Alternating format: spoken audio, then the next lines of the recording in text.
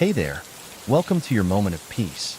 I'm the storyteller, and tonight, I'm here to help you relax, let go of the day, and drift into a restful sleep. If you're ready to unwind and recharge, you're in the right place. Before we get started, make sure to hit like and subscribe. It's the best way to support the channel and ensure you never miss a moment of calm. And don't forget to drop a comment below letting me know where you're tuning in from and what time it is for you. Now, get cozy, take a deep breath, and let's dive in.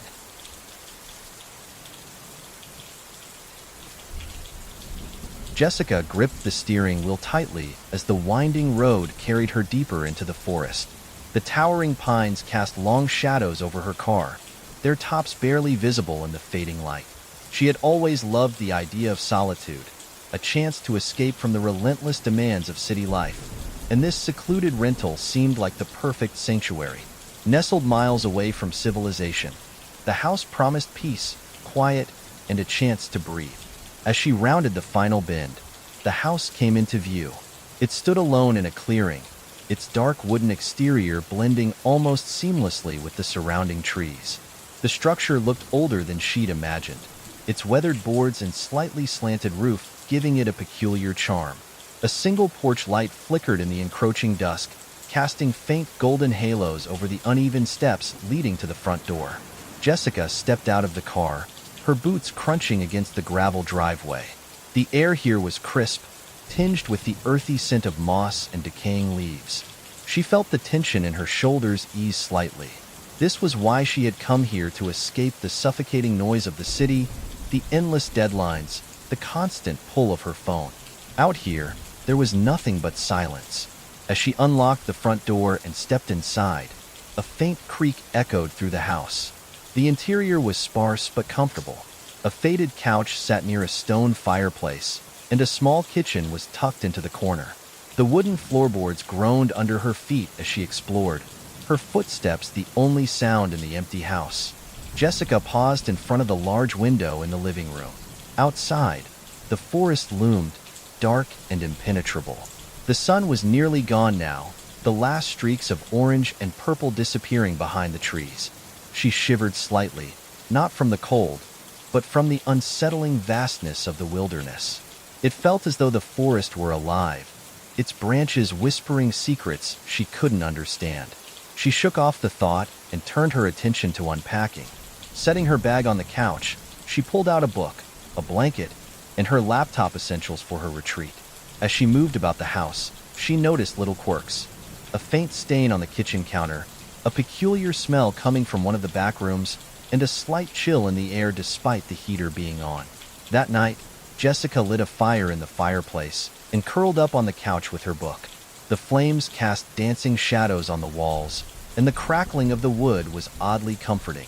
For the first time in weeks, she felt herself relax. She allowed her thoughts to drift, imagining herself staying here indefinitely, far away from the chaos of her real life. But as the hours passed, a sense of unease began to creep in. The wind howled outside, rattling the windows and making the old house groan. At first, she told herself it was nothing, just the natural sounds of an aging structure in the woods. But then came the faint tapping. It started softly, like the sound of a branch brushing against the window. Jessica glanced up, her eyes scanning the darkened room. The sound continued, rhythmic and deliberate. Tap, tap, tap. She set her book down and walked to the window, peering out into the darkness. Nothing, only the shadowy outlines of trees and the faint shimmer of moonlight breaking through the clouds. She told herself it was probably just the wind and returned to the couch. But the tapping didn't stop. This time, it seemed to be coming from the kitchen. Jessica froze, her heart pounding. She strained her ears, trying to convince herself it was just her imagination. But there it was again, tap, tap, tap, steady and insistent. Grabbing her phone, she activated the flashlight and stepped cautiously into the kitchen. The light from her phone illuminated the countertops and the sink, revealing nothing out of the ordinary. Still, the sound persisted, louder now, as though it was coming from inside the walls. Jessica's breath quickened. She checked the windows, the back door, even the cupboards, but found nothing unusual. The sound stopped abruptly, leaving the house in an eerie silence. She tried to laugh it off, convincing herself it was just the old pipes or perhaps an animal outside. But as she made her way back to the living room, she couldn't shake the feeling that something was watching her. She closed the curtains tightly, the fabric shielding her from the vast, oppressive darkness outside. Jessica climbed into bed that night with the unsettling thought lingering in her mind. The house had been advertised as a peaceful retreat, but something about it felt wrong. As she pulled the blankets up to her chin, she told herself it was just her overactive imagination. After all, she had come here to rest, not to let her mind play tricks on her. But as she drifted into an uneasy sleep, the tapping resumed this time, coming from directly above her. The next morning, Jessica awoke to a pale gray light filtering through the heavy curtains. She stretched, her body still stiff from the long drive. The unease from the previous night had dulled with the arrival of daylight, replaced by a cautious curiosity about her surroundings. Now fully awake, she decided to explore the house in greater detail. As she wandered through the rooms, she couldn't shake the feeling that the house was alive, not in a comforting, nostalgic way, but in a manner that suggested it was watching her.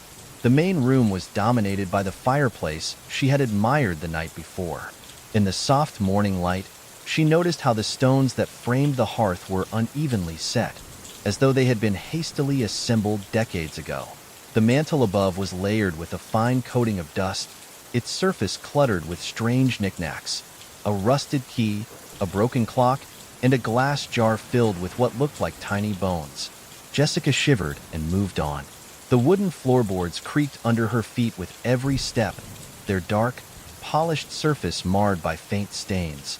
Some looked like old water damage, but others had a reddish tint that sent her imagination spiraling. She knelt down, running her fingers over the largest stain near the base of the stairs. It felt rough, like something had seeped deep into the wood, refusing to be erased. The kitchen was no less unsettling. The counters were made of chipped, faded tiles that gave off a faint smell of mildew. The air here was cooler, almost damp, and carried a strange, metallic tang that made Jessica wrinkle her nose. She tried the faucet. It groaned and sputtered before releasing a thin stream of brownish water.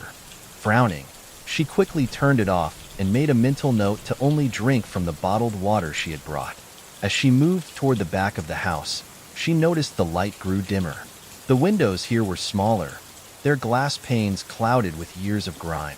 The walls seemed to absorb the light rather than reflect it, leaving the hallway in perpetual twilight. One of the doors led to a small study. Jessica hesitated before pushing it open. The room smelled faintly of old books and decaying wood. Shelves lined the walls, crammed with dusty tomes that looked as though they hadn't been touched in decades. A single chair sat in the middle of the room, its upholstery tattered and stained. A strange chill hung in the air, and Jessica couldn't help but feel as though someone had just left the room, their presence still lingering. The most unnerving part of the house was the upstairs. As Jessica climbed the narrow staircase, the creaking intensified, each step sounding like a warning. The second floor was darker than the first, the windows here even smaller and more tightly shuttered. The air was thicker, heavier, carrying a faint scent of mothballs and something else she couldn't quite place, something sharp and acrid. The hallway was lined with closed doors, their paint peeling and flaking like dead skin. Jessica tried the first door on her left. It opened with a low groan, revealing a small bedroom. The bed was an antique four-poster with a sagging mattress and faded floral sheets. The wallpaper was discolored and peeling at the edges, revealing the raw wood underneath. A single framed photograph sat on the bedside table, its glass cracked.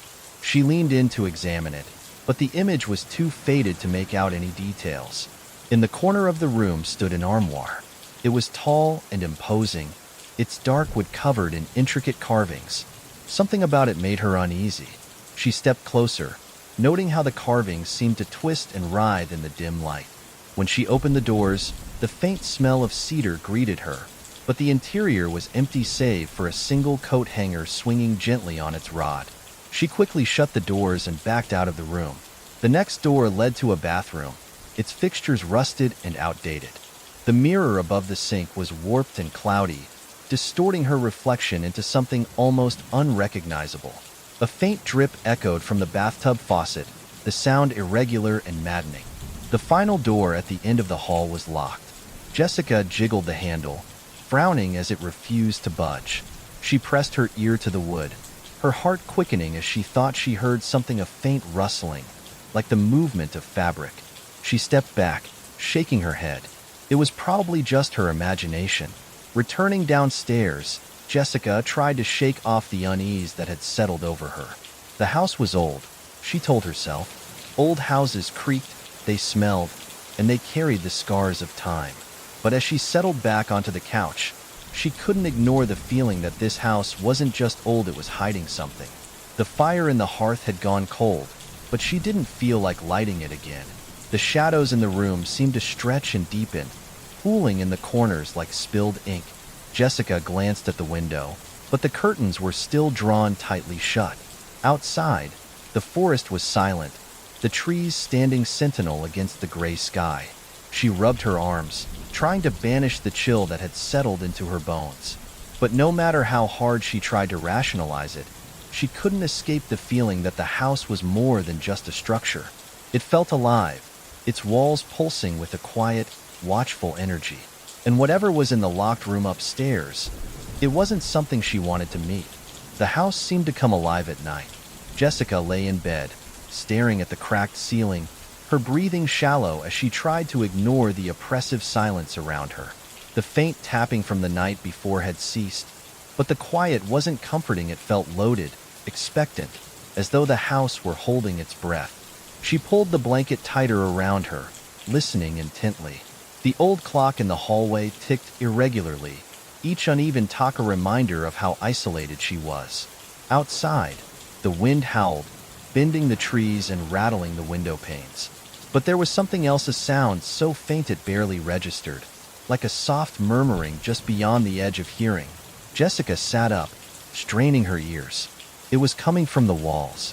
At first, she thought it might be an animal, a mouse, or some other woodland creature scurrying through the gaps in the old house. But as she listened, she realized the sound wasn't random.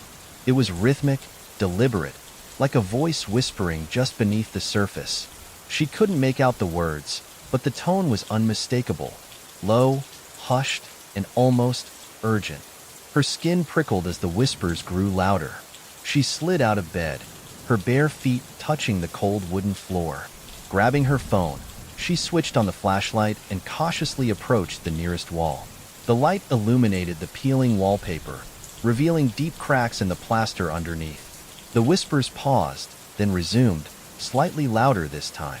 Jessica pressed her ear to the wall, her heart hammering in her chest.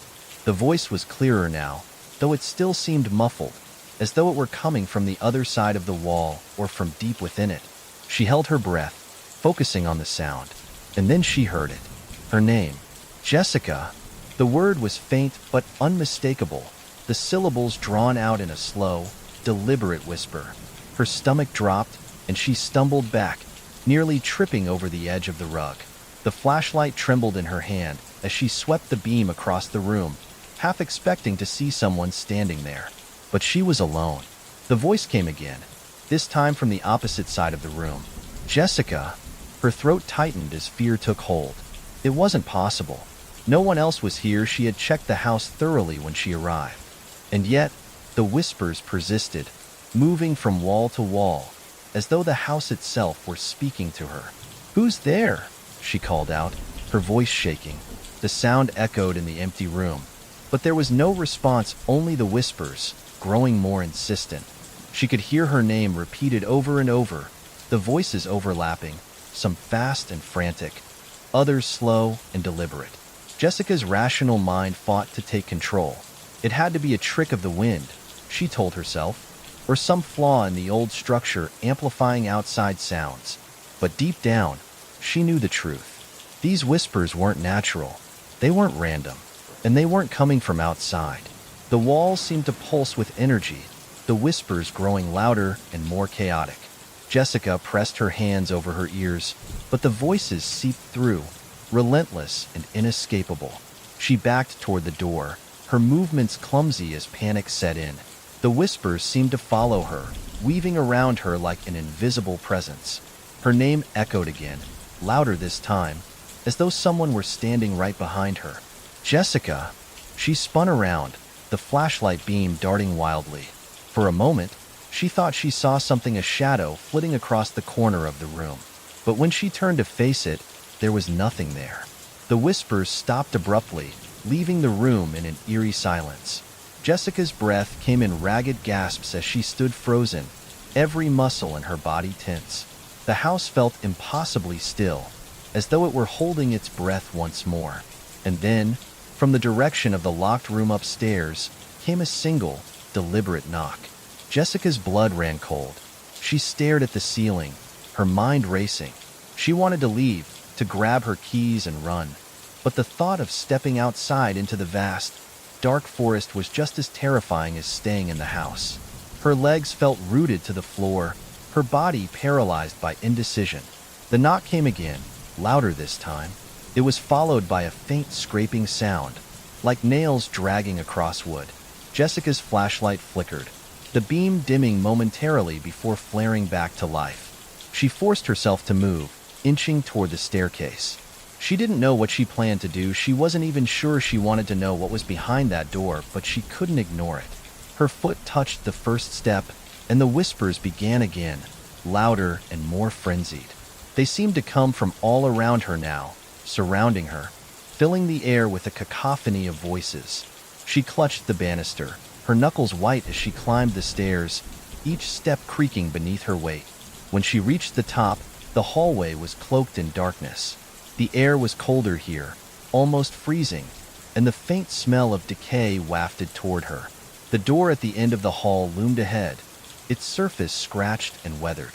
The whispers grew louder as she approached, the voices blending into a single, guttural chant that made her skin crawl. Her hand trembled as she reached for the doorknob. The whispers stopped the moment her fingers touched the cold metal. The silence was deafening, and for a moment, she thought she could hear her own heartbeat. Then, from behind the door, came a sound that made her blood turn to ice, a low, raspy breath, followed by a voice that was impossibly close. "Come in, Jessica." Jessica's hand froze on the doorknob as the voice called her name, low and guttural, from the other side of the door. Every instinct screamed at her to run, to get out of the house and never look back. But her legs wouldn't move, rooted to the spot by equal parts fear and morbid curiosity. The silence that followed was suffocating, a palpable weight pressing down on her chest. Slowly, she released her grip on the doorknob and took a step back, her breath shaky and shallow. Whatever was behind that door, she wasn't ready to face it. Not yet. The whispers, as if sensing her hesitation, returned. They began faintly, barely audible, like the rustling of leaves in a distant breeze. But they grew louder, spreading through the house like an infestation. This time, they weren't just calling her name, they were laughing. The sound was chilling, a twisted, mocking laughter that echoed through the walls and floors. Jessica's panic surged, and she bolted down the stairs, nearly tripping in her haste. The laughter followed her, growing louder and more disjointed, as if it were coming from everywhere at once. Once back in the living room, Jessica grabbed her phone and opened the flashlight app again. The beam swept over the familiar space, its faint glow doing little to dispel the oppressive darkness. She had to find the source of the voices. If she could just explain them, old pipes, wind through cracks, anything, she could convince herself she wasn't losing her mind. She started in the kitchen. The strange metallic smell from earlier lingered, stronger now, as though something rotten was festering in the walls. She crouched by the cabinets, running her hands along the edges, searching for gaps or loose panels. Nothing. The whispers continued, now muffled but insistent, their cadence rising and falling like a chant. Jessica's pulse thundered in her ears as she checked every crevice, every crack in the floorboards. She opened cupboards, peered under the sink, even banged on the walls, hoping the sound would reveal a hollow space or hidden compartment. But the house gave her nothing. "Where are you?" she muttered under her breath, her voice shaky and strained. As if in response, the whispers shifted, moving toward the study. Jessica hesitated, the air growing colder as she approached the doorway. The room was darker than before, the weak light from her phone barely illuminating the dusty shelves and tattered chair. The books on the shelves seemed to loom larger, their spines cracked and warped, as if the weight of their contents had distorted them. She moved cautiously, her eyes scanning the room for anything unusual. Her flashlight swept over the walls, revealing more cracks and stains, but nothing that explained the voices. She pulled books from the shelves, tossing them to the floor as her frustration mounted. Dust filled the air, making her cough, but she didn't stop. There had to be something here, there had to be. The whispers grew louder, almost deafening now. They seemed to converge in one corner of the room, where the wall met the floor. Jessica knelt down, her hands trembling as she ran them over the baseboard. Her fingers caught on something, a jagged edge, barely visible in the dim light. She pried at it, the old wood splintering under her nails, until a small section came loose. Behind the baseboard was a hollow space, no larger than a shoebox. Jessica reached inside, her fingers brushing against something cold and metallic. She pulled it out, a small, rusted tin box. The whispers stopped abruptly. Her hands shook as she opened the box. Inside was a collection of odd, unsettling items. A lock of hair tied with a faded red ribbon, a crumpled photograph of a woman whose face had been scratched out, and a folded piece of yellowed paper. The paper crackled as she unfolded it, revealing a single sentence scrawled in messy, uneven handwriting. "Do not let them in." Jessica's breath caught in her throat. The air around her felt heavier, colder, as though the room itself were pressing in on her. The whispers returned, louder and more frantic than before, their cadence quick and urgent. She turned to leave the study, clutching the box tightly. But as she reached the doorway, she stopped. The whispers weren't coming from the walls anymore.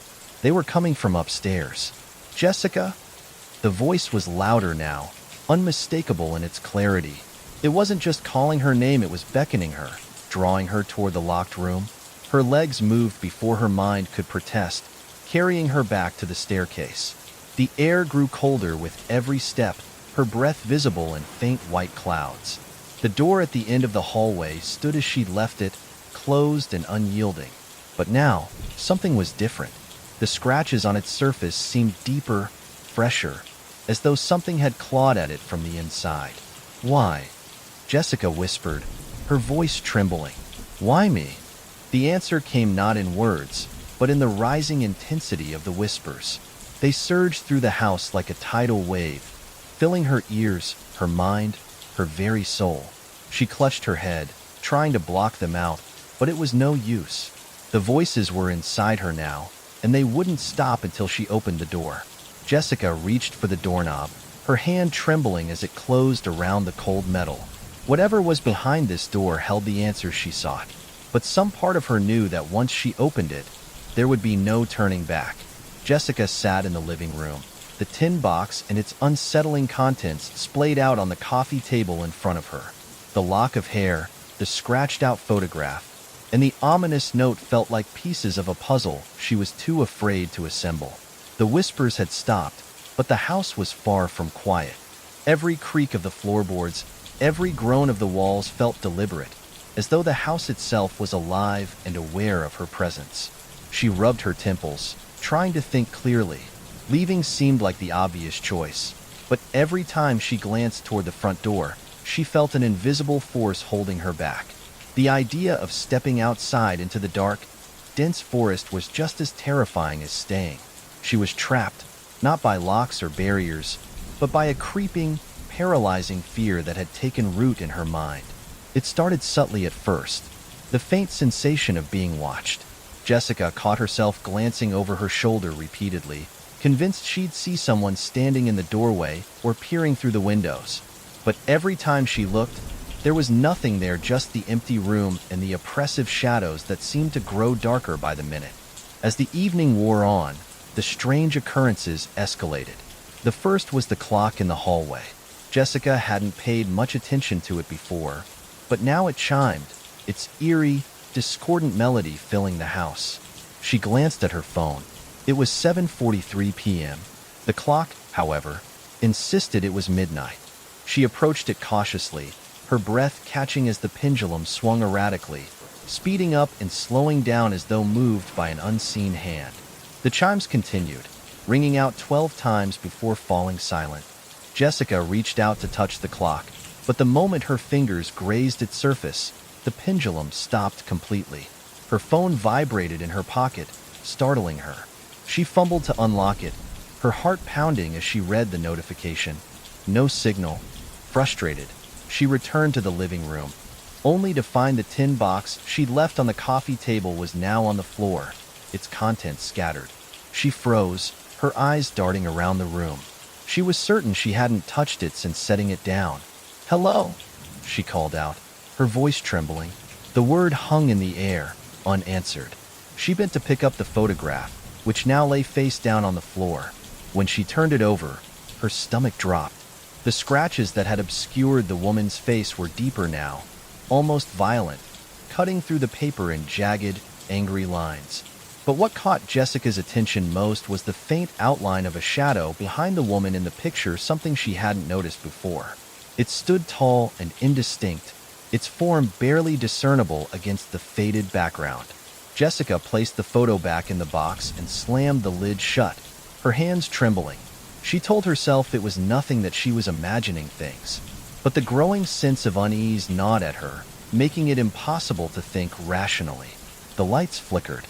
The faint buzz of electricity in the walls grew louder, almost like static. Jessica stood frozen in place, her eyes scanning the room. She caught a flicker of movement out of the corner of her eye, a shadow darting across the far wall. When she turned to look, it was gone. Her pulse quickened. She backed toward the stairs, her gaze locked on the darkened corners of the room. The air felt heavier, thick with an oppressive energy that made it hard to breathe. As she reached the bottom of the staircase, she heard it again, a faint, deliberate whisper. This time, it wasn't her name. The words were unintelligible, spoken in a low, guttural tone that made her skin crawl. She gripped the banister, her knuckles white, as the whispering grew louder, accompanied by faint scratching sounds. They seemed to come from all around her, moving from the walls to the floor to the ceiling. The shadows on the walls began to shift. At first, Jessica thought it was a trick of the flickering light, but as she watched, they took on distinct shapes, tall, spindly figures with elongated limbs.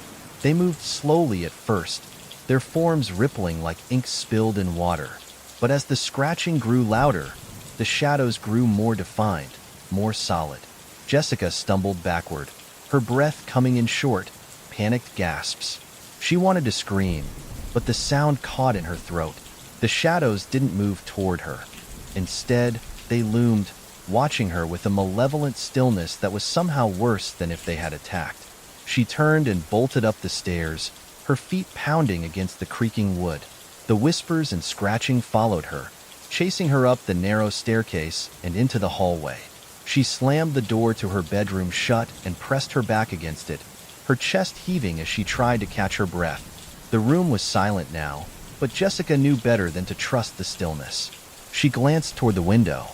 The heavy curtains were drawn, but a faint glow seeped through, casting distorted shadows across the walls. She felt the sensation of being watched again, stronger this time, as though dozens of unseen eyes were fixed on her.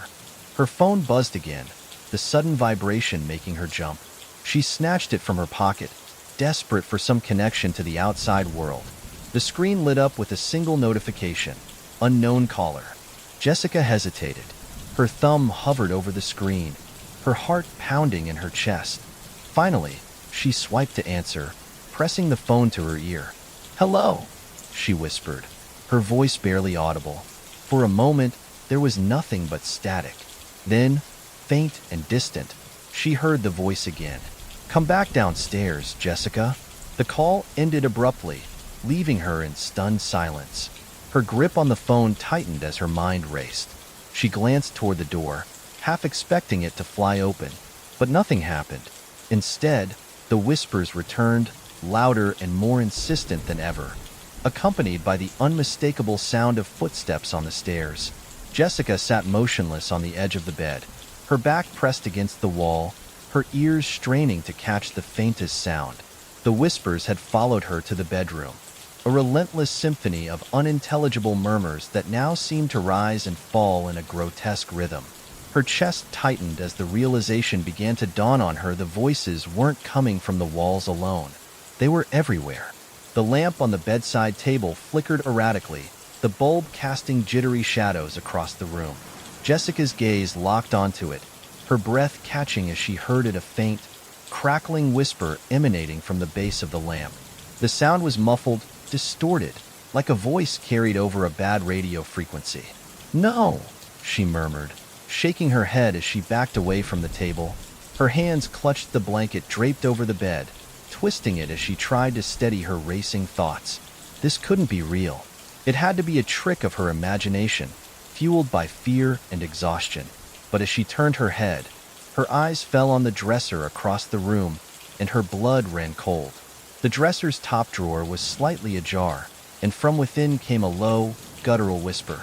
It was faint at first, but as she stared, the voice grew louder, the words slurred and incomprehensible, yet filled with a terrible urgency. She stumbled to her feet, her breath quickening as her eyes darted around the room. The whispers were everywhere now.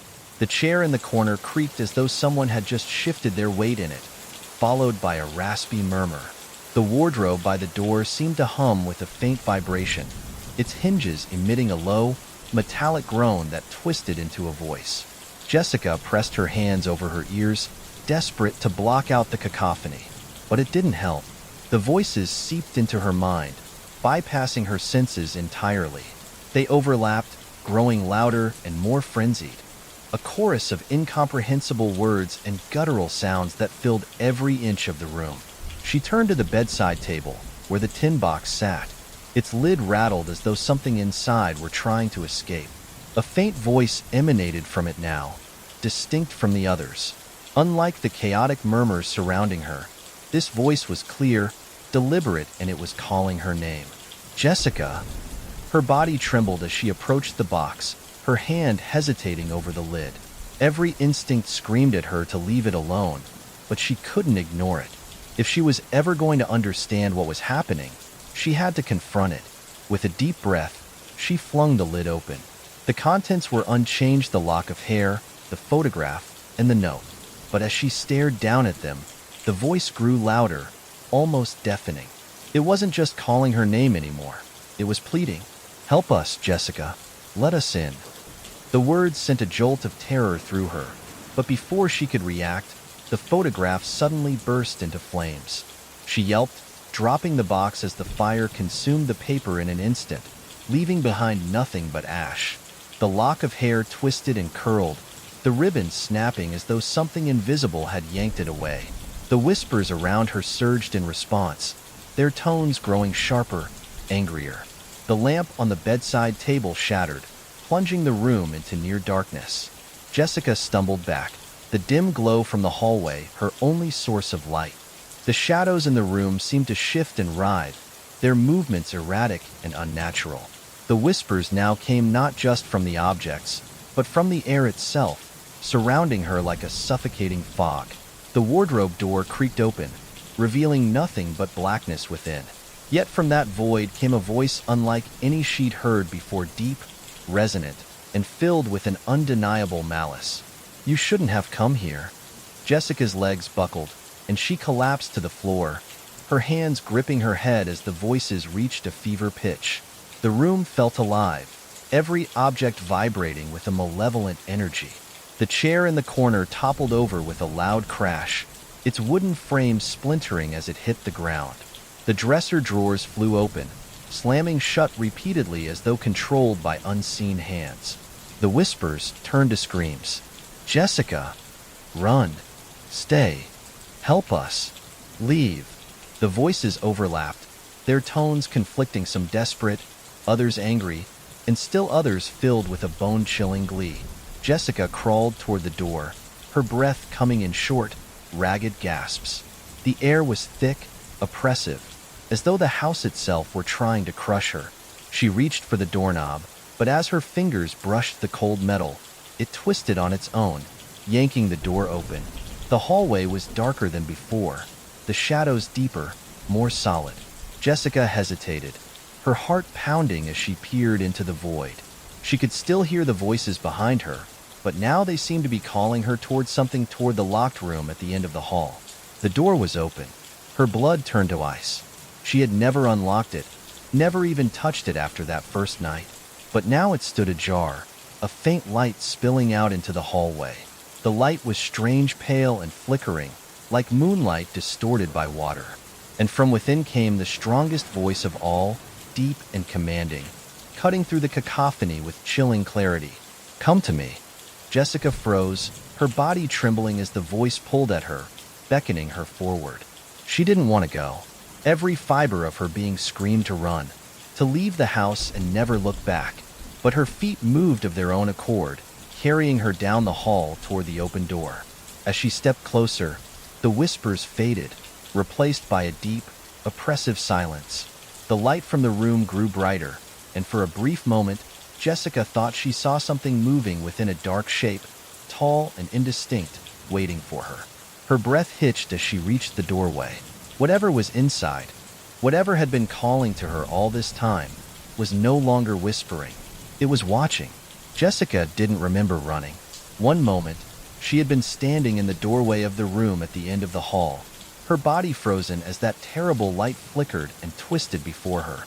The next, she was outside, gasping for breath, her boots crunching against the gravel driveway as she staggered toward her car.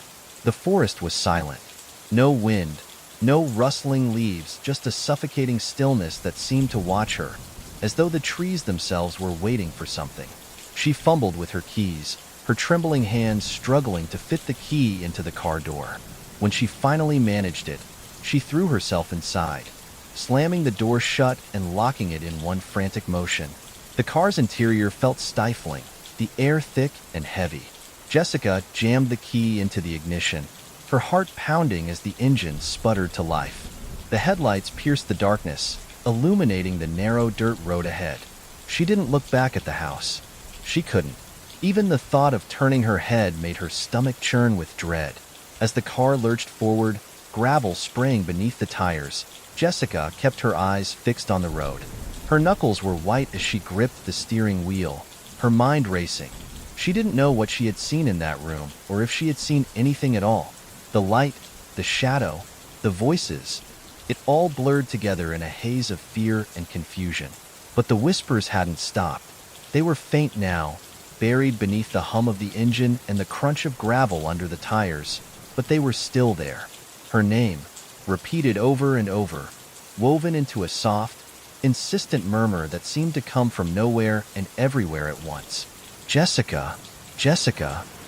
She shook her head violently, her teeth clenched as she tried to drown them out. She turned on the radio, cranking up the volume until the speakers crackled with static. It didn't help. The whispers seeped through, their rhythm matching the pounding of her heart. The trees on either side of the road blurred as the car picked up speed. Jessica's eyes darted to the rearview mirror, half expecting to see something or someone chasing her. But the road behind her was empty, swallowed by the darkness. Still, she couldn't shake the feeling that she wasn't alone. Her phone buzzed from the passenger seat, the sudden vibration making her jump. She glanced down, her stomach twisting as she saw the screen light up with a notification. Unknown caller. She didn't answer. She didn't dare. Instead, she focused on the road, her breath coming in short, shallow gasps. The car's headlights caught a bend in the road, and for a split second, she thought she saw something standing at the edge of the trees, a tall, dark figure with elongated limbs, its face obscured by shadows. She blinked, and it was gone. "Keep driving," she muttered to herself, her voice trembling. "Just keep driving." The road seemed endless, stretching on and on through the oppressive darkness. The whispers grew louder, more insistent, as though they were inside her head now. She gritted her teeth, her hands shaking on the wheel. Finally, the forest began to thin, the trees giving way to open fields bathed in the pale glow of the moon. Jessica's heart lifted slightly at the sight of the main road ahead. She pressed down on the accelerator, desperate to put as much distance between herself and the house as possible. When she reached the highway, the tension in her chest eased slightly. The open road felt safer, less claustrophobic, but the whispers didn't stop. They had grown quieter, fading into the background, but they were still there, an ever-present hum at the edge of her consciousness. By the time she reached the nearest motel, the first hints of dawn were creeping over the horizon.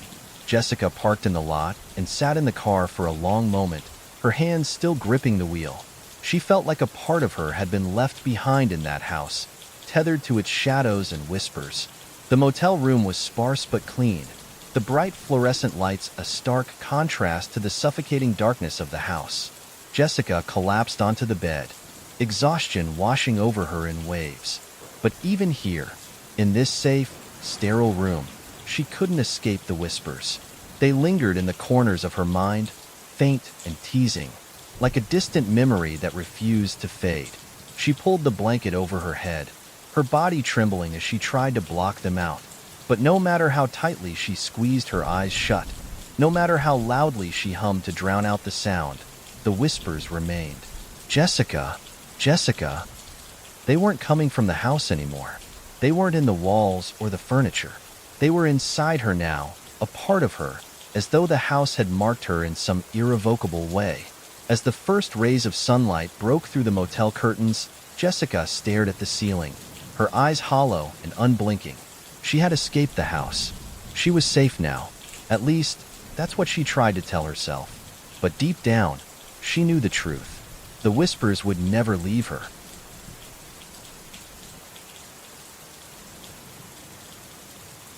The apartment was perfect, sleek, modern, and drenched in natural light. It was exactly what Mia had been looking for. After months of searching and navigating the chaos of her recent breakup, she finally felt like she could breathe. Her place was going to be the fresh start she so desperately needed. The building was brand new, a gleaming tower of steel and glass that stood tall amidst the bustling city streets.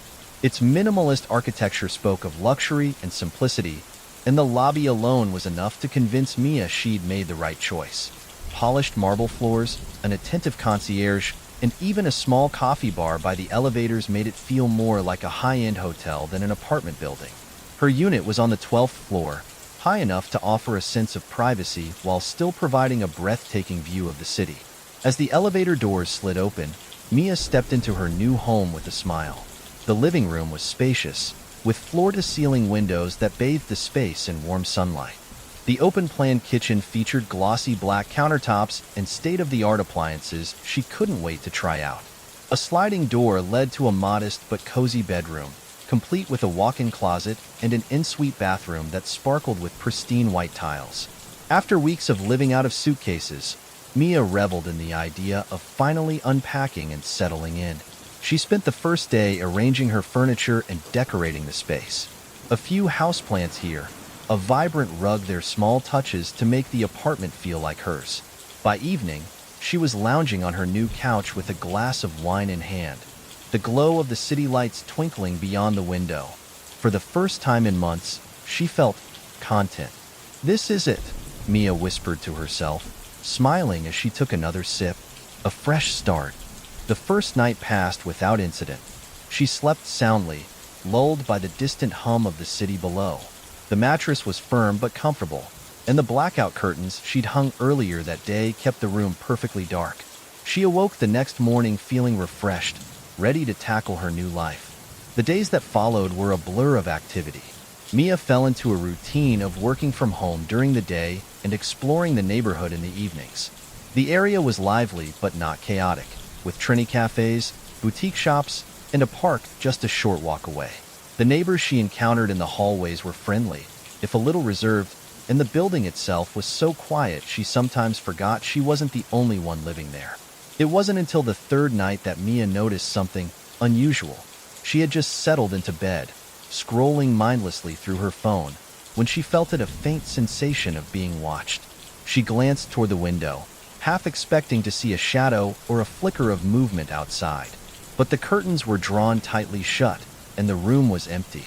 Shaking her head, she dismissed the feeling as leftover jitters from her recent upheavals. But then it happened again. The next evening, as she stood in the kitchen preparing dinner, she felt it. That same prickling awareness at the back of her neck. like someone's eyes were boring into her. She turned abruptly, her heart skipping a beat, but the apartment was still. The open concept design made it easy to see every corner of the space, and nothing was out of place. "Get a grip, Mia," she muttered, shaking her head as she returned to chopping vegetables. "You're just not used to living alone." Yet the feeling persisted. It wasn't constant, more like fleeting moments that caught her off guard. She'd feel it while brushing her teeth, or sitting at her desk, or watching TV late at night. Always the same.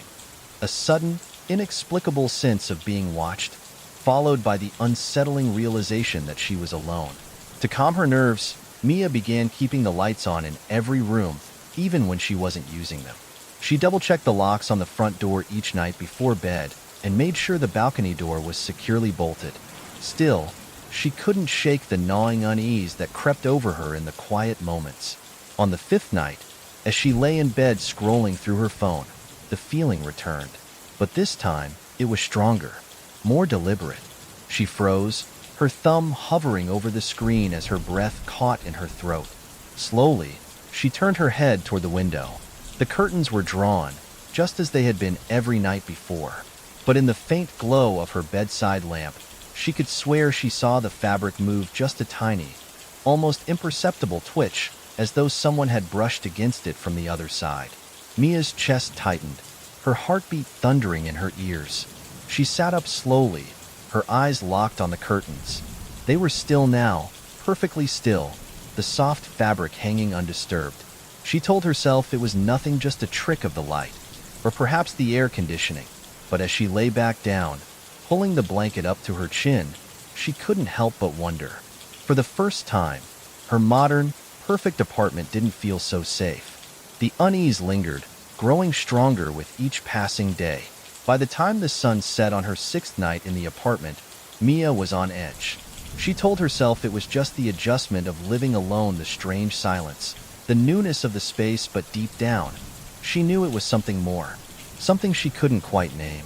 That night, Mia decided to distract herself. She poured a glass of wine, put on a sitcom, and let the artificial glow of the television fill the room.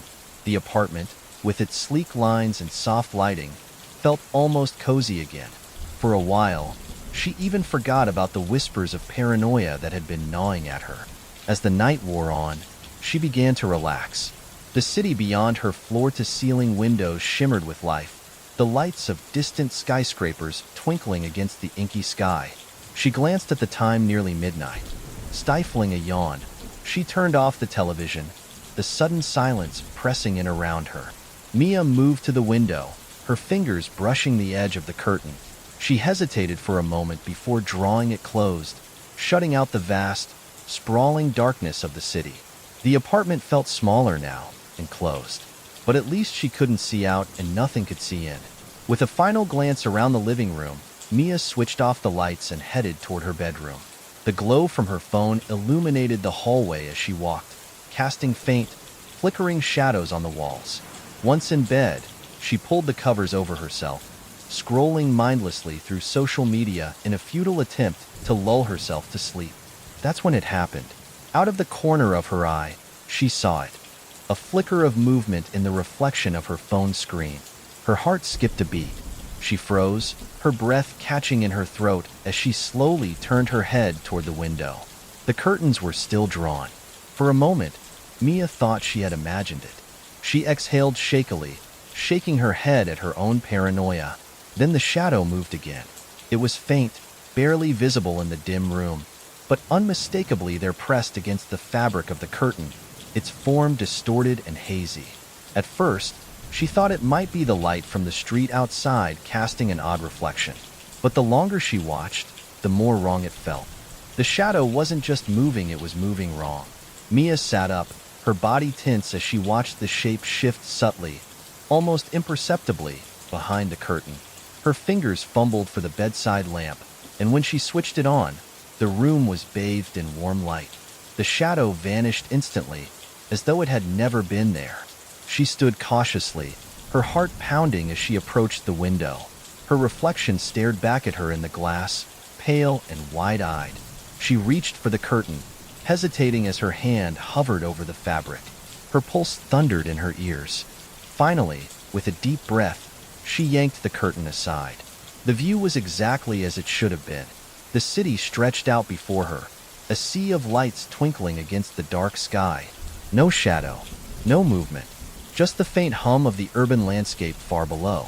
Mia exhaled in relief, letting the curtain fall back into place.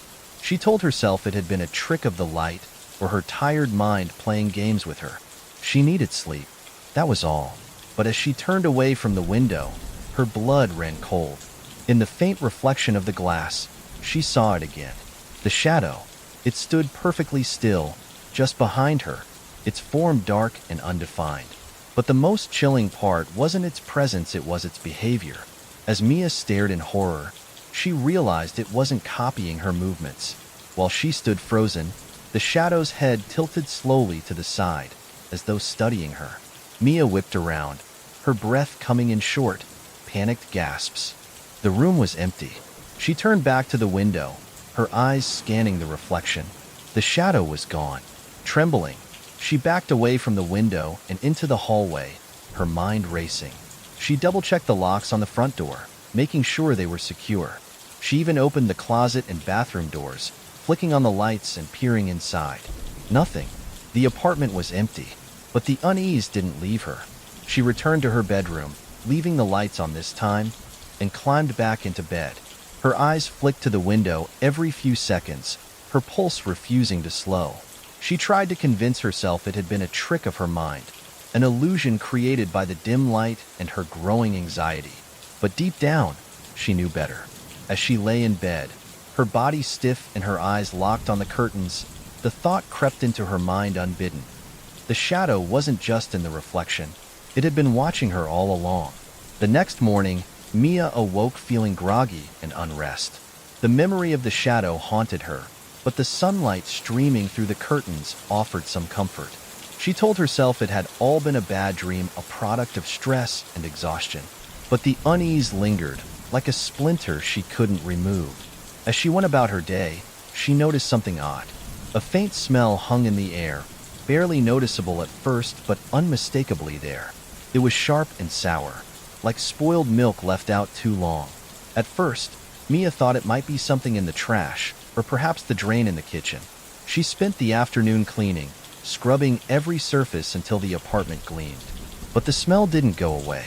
By evening, it had grown stronger, invading every corner of the apartment. No matter where she went, it followed her, clinging to the air like an invisible stain. Mia opened the windows to let in fresh air, but even with the cool evening breeze, the stench remained. As she sat on the couch, her nerves frayed, a new sound joined the unsettling atmosphere. It was faint at first, barely audible over the hum of the refrigerator and the distant noise of the city. A soft, rhythmic scratching, like nails dragging lightly across wood. Mia froze, her ears straining to pinpoint the source. It seemed to be coming from the hallway, just outside her bedroom. She stood cautiously, her heart pounding as she moved toward the sound. The scratching continued, steady and deliberate, sending shivers down her spine. When she reached the hallway, it stopped. The silence that followed was deafening. Mia stood there for what felt like an eternity, her eyes darting between the closed bedroom door and the dimly lit living room behind her. Slowly, she stepped forward, her bare feet silent against the hardwood floor. Then she heard it again, this time louder. It wasn't scratching anymore. It was footsteps. The sound was unmistakable, the soft creak of weight pressing against the floorboards. It came from inside her bedroom. Mia's chest tightened as she stared at the door, her breath catching in her throat. She hadn't heard anyone come in. The locks were secure. She was certain she was alone. But the footsteps didn't care about her certainty. They moved across the room slowly, deliberately, as though someone or something was pacing. Mia's trembling hand reached for the doorknob. She hesitated, her mind racing. Every instinct screamed at her to run, to get out of the apartment and never look back. But her feet stayed planted, rooted by a mix of fear and defiance. She needed to see. She needed to know.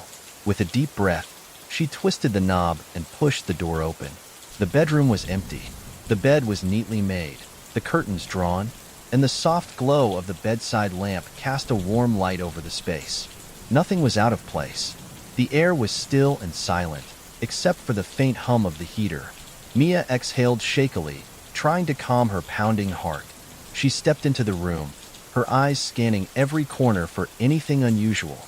There was nothing, no shadow, no intruder, no sign of what had caused the noise.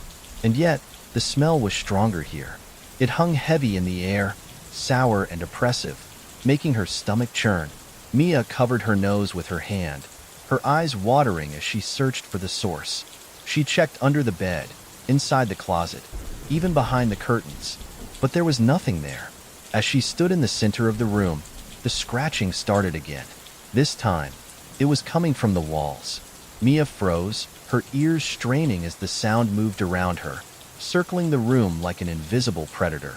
It was louder now, more insistent, as though whatever was making it was desperate to get out or to get in. "Stop it," she whispered, her voice trembling. "Just stop." The scratching stopped abruptly, leaving the room in an eerie silence. Mia's phone buzzed on the nightstand, the sudden vibration making her jump. She snatched it up, grateful for the distraction, but her stomach dropped when she saw the screen. There was a notification for a missed call, unknown caller. Her hand shook as she stared at the screen. The phone buzzed again, this time with a voicemail. Against her better judgment, Mia pressed play and held the phone to her ear. At first, there was only static. Then, faint and distant, came a sound that made her blood run cold, a low, rasping breath, followed by the faint but unmistakable sound of footsteps. Mia dropped the phone, her heart racing as she stumbled back toward the door. The scratching resumed, louder than ever, as though the walls themselves were alive. She bolted out of the bedroom, slamming the door shut behind her. In the living room, the sour smell was unbearable now, thick and cloying. Mia collapsed onto the couch, her hands shaking as she tried to make sense of what was happening. The footsteps, the scratching, the smell, it was all connected. But how? And why her? As the apartment grew darker, the sounds continued, echoing faintly through the walls. Mia hugged her knees to her chest, her mind racing with questions she didn't want to answer. Whatever was happening here, it wasn't just in her head. The apartment wasn't hers anymore. It belonged to something else. Mia tried to convince herself that she was imagining things. The smell, the sounds, the phone call, it was all just stress. She hadn't been sleeping well, and her mind was playing tricks on her. If she ignored it, if she just pushed through, it would all go away. At least, that's what she told herself as she moved through the next day in a haze of denial. But the apartment had changed. It wasn't just the lingering sour smell or the faint sounds that haunted her now. The space itself felt heavier, as though the walls were pressing in, watching her every move. No matter how brightly she lit the rooms or how loud she played music, the oppressive silence lingered in the spaces between. That night, Mia decided to do what she hadn't dared since the shadows first appeared. She left the curtains open. Her reasoning was simple. Maybe if she confronted the darkness, if she looked directly at it, she could reclaim her space. She turned off all the lights in the living room and sat on the couch, her body tense as she stared out at the city skyline. The glass reflected her faint outline, blending with the lights beyond. At first, everything seemed normal. The city was alive, its distant hum drifting faintly through the sealed windows.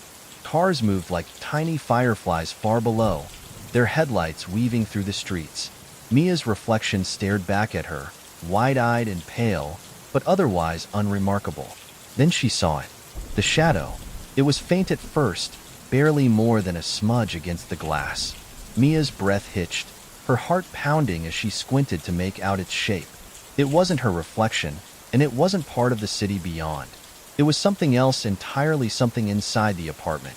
The figure stood behind her, just out of reach, its edges blurred and shifting. Mia's first instinct was to whip around, but she forced herself to stay still, her eyes locked on the glass. She needed to see. She needed to know. The shadow grew clearer.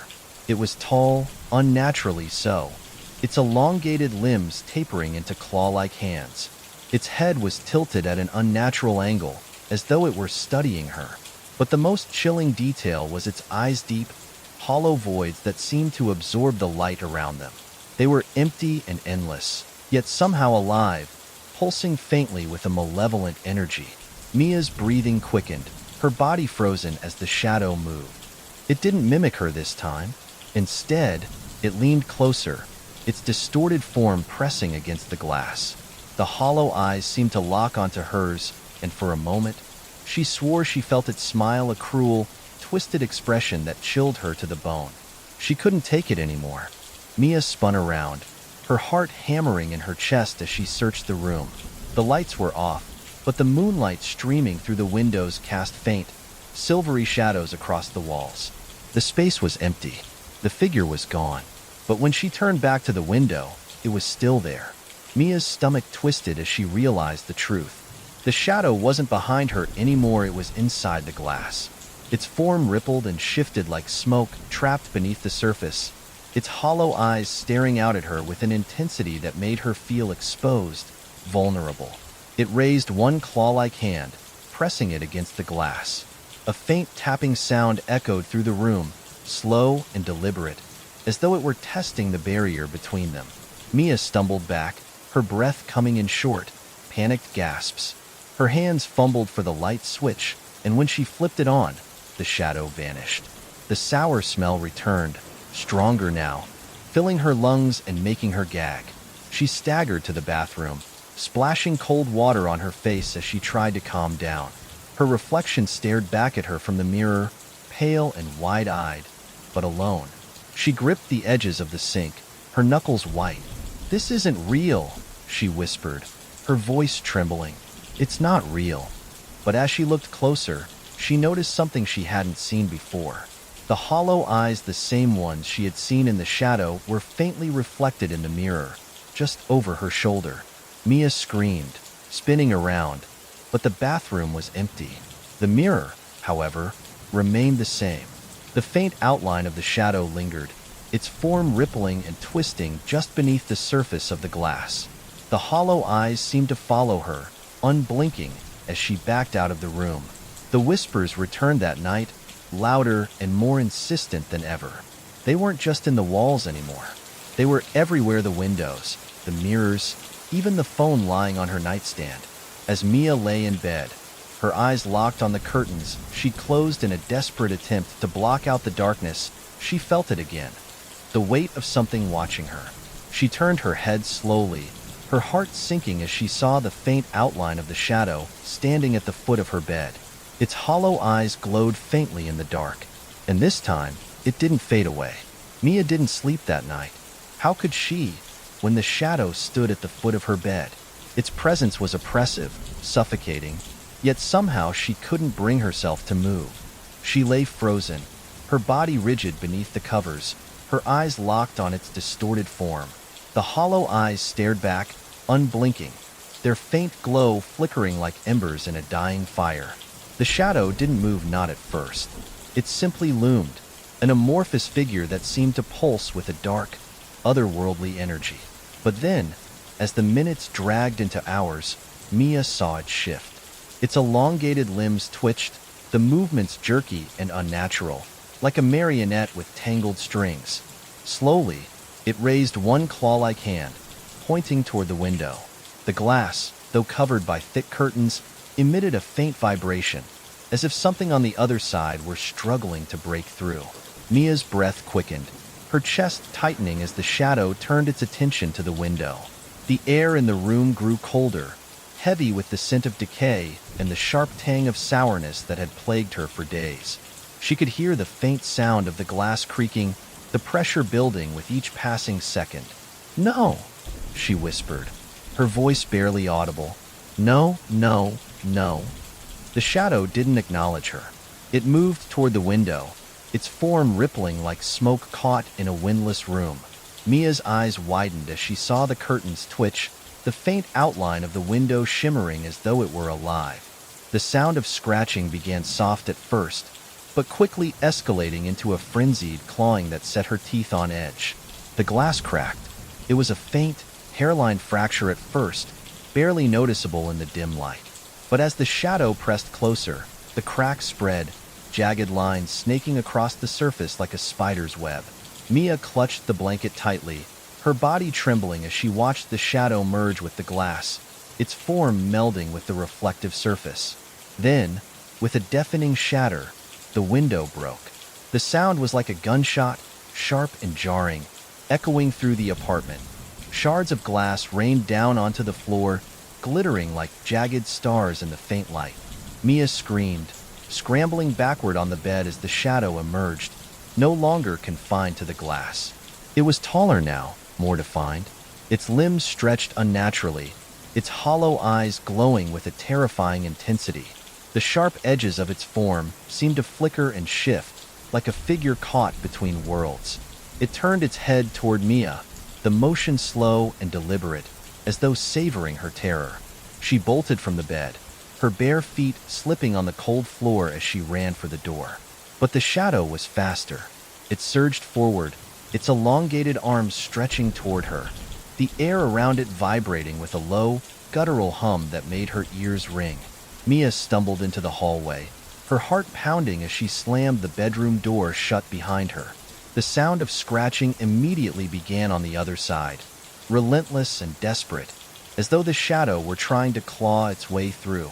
The sour smell was overwhelming now, a thick, cloying stench that made her gag. She didn't stop to think. She ran. The living room was bathed in pale moonlight, the shattered remains of the window casting strange, jagged shadows across the walls.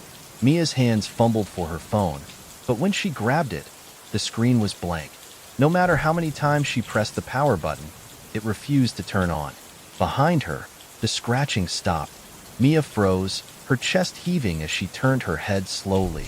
The bedroom door was ajar, swinging gently on its hinges. The hallway beyond was dark, silent, and empty, but she knew it was still there. She could feel it, the oppressive weight of its presence, the way the air seemed to vibrate with an unnatural energy. And then she saw it. The shadow emerged from the hallway, its form towering over her as it stepped into the living room.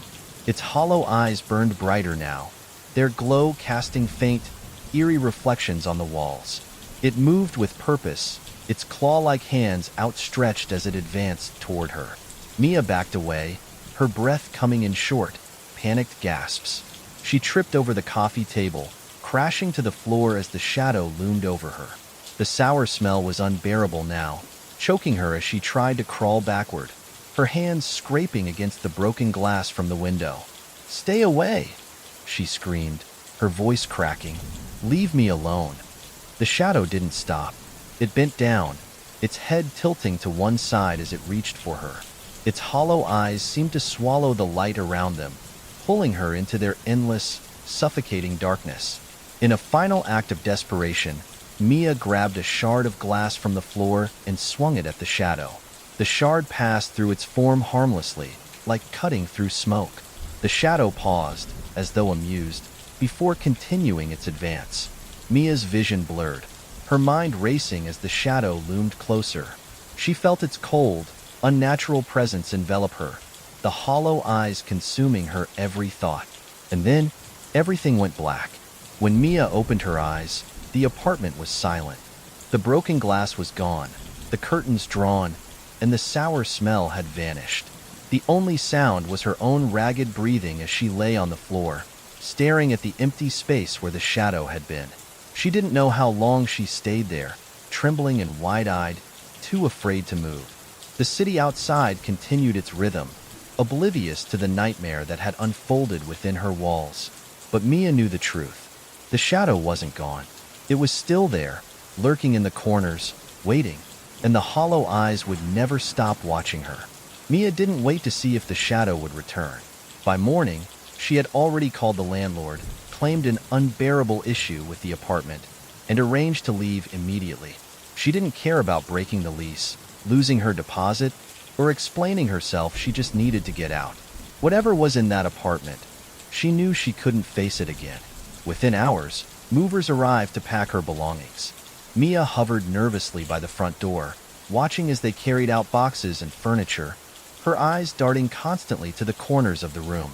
She couldn't shake the feeling that the shadow was still there, hiding just out of sight. Even as the apartment emptied, the air felt thick, as though it were still watching her. When the last box was loaded onto the truck, Mia stepped out of the building without looking back. The bustling city streets felt alien after the claustrophobic silence of the apartment, but she welcomed the noise. For the first time in days, she felt like she could breathe. She moved into a small, furnished unit across town, a temporary space, until she could figure out her next steps. It was nothing like the sleek, modern apartment she'd left behind. The walls were scuffed, the furniture mismatched, and the windows offered a view of a brick wall instead of the city skyline. But Mia didn't care. She just wanted to feel safe again. For a while, things seemed normal. The strange smells, the whispers, and the scratching were gone. The mirrors and windows reflected only what they were supposed to. No shadows, no hollow eyes. Mia began to relax, telling herself that whatever had happened in the old apartment was over. She had escaped, but the feeling of being watched never left. It started subtly, the same way it had before. A faint prickle at the back of her neck. The sense that something was just out of view, waiting for her to turn her head. She tried to ignore it, convincing herself it was just residual fear from the ordeal she'd been through. Then, late one night, she saw it again. She had been sitting on the couch, scrolling through her phone, when a movement in her peripheral vision caught her attention. Her heart skipped as she turned toward the window. It was closed, the thin curtains drawn tightly shut. But the faintest outline of a shadow was visible against the fabric, its form distorted but familiar. Mia's stomach twisted as she stared, her breath catching in her throat. She told herself it couldn't be real. She had left the apartment, left everything behind. This wasn't possible. But the shadow didn't care about logic. It moved, shifting slightly, its form pressing closer to the curtain. Mia stood slowly, her legs trembling as she backed away from the window. The sour smell she thought she'd escaped began to fill the air, faint but unmistakable. She grabbed her keys and bolted for the door, her pulse thundering in her ears. Outside, the night air was cool and crisp, a stark contrast to the suffocating heaviness inside the apartment. Mia leaned against the doorframe, her hands shaking as she tried to steady her breathing. She glanced up at the windows, half expecting to see the shadow staring back at her. The curtains were still, the room beyond dark and quiet. But Mia knew it wasn't gone. She stayed with a friend that night, unwilling to return to the apartment. As she lay awake in the guest room, staring at the ceiling, the familiar sense of unease crept over her again. It wasn't the room or the building, it was her. The shadow wasn't tied to the apartment. It had followed her. The next morning, Mia tried to convince herself she was imagining things. She forced herself to go back to the new apartment, to unpack and carry on with her life. But as she entered, she felt it again, that cold, oppressive presence, like a weight pressing down on her chest. The whispers began that night, faint at first, just like before. Mia sat frozen on the couch, listening as the sounds grew louder, spreading through the walls.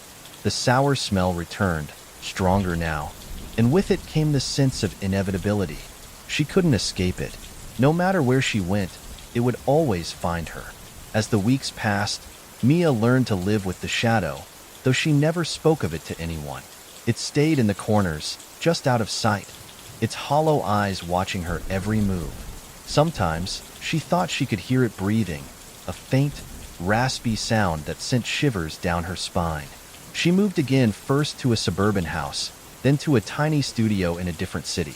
But no matter how far she went, it followed. The shadow wasn't tied to a place. It was tied to her. One night, as Mia sat alone in yet another unfamiliar apartment, she caught her reflection in the mirror. Her face looked pale and drawn, her eyes shadowed with exhaustion. But it wasn't her reflection that held her attention. It was the figure standing just behind her.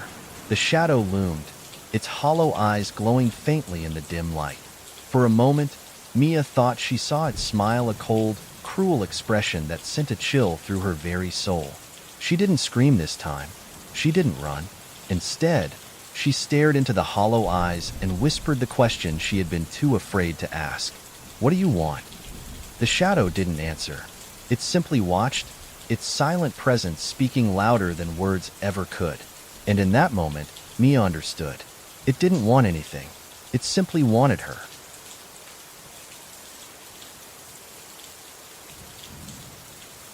Derek had been searching for months. Between the chaos of his full-time job, the demands of his freelance writing career, and the constant noise of his cramped city apartment, finding a quiet place to work had become less of a luxury and more of a necessity. When he stumbled upon the listing for the old house just outside of town, it felt like a godsend. The house was small but charming, tucked away at the end of a long dirt road surrounded by towering oak trees.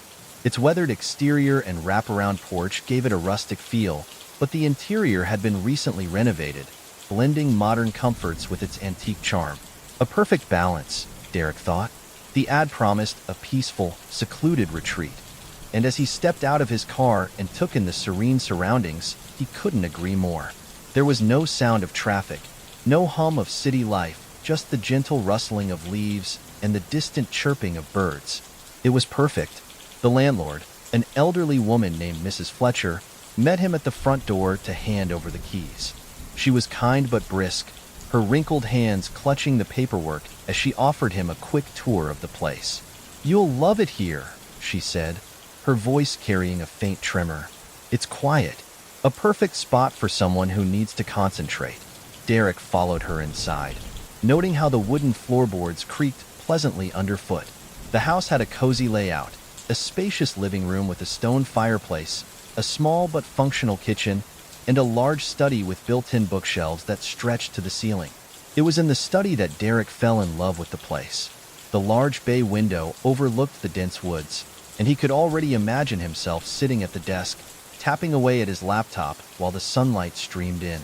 "There's a bit of storage space in the attic," Mrs. Fletcher said, gesturing to a narrow pull-down ladder in the hallway. "I doubt you'll need it, but it's there if you do." Derek nodded absently, already picturing how he would arrange his books and set up his workspace. He didn't give the attic a second thought.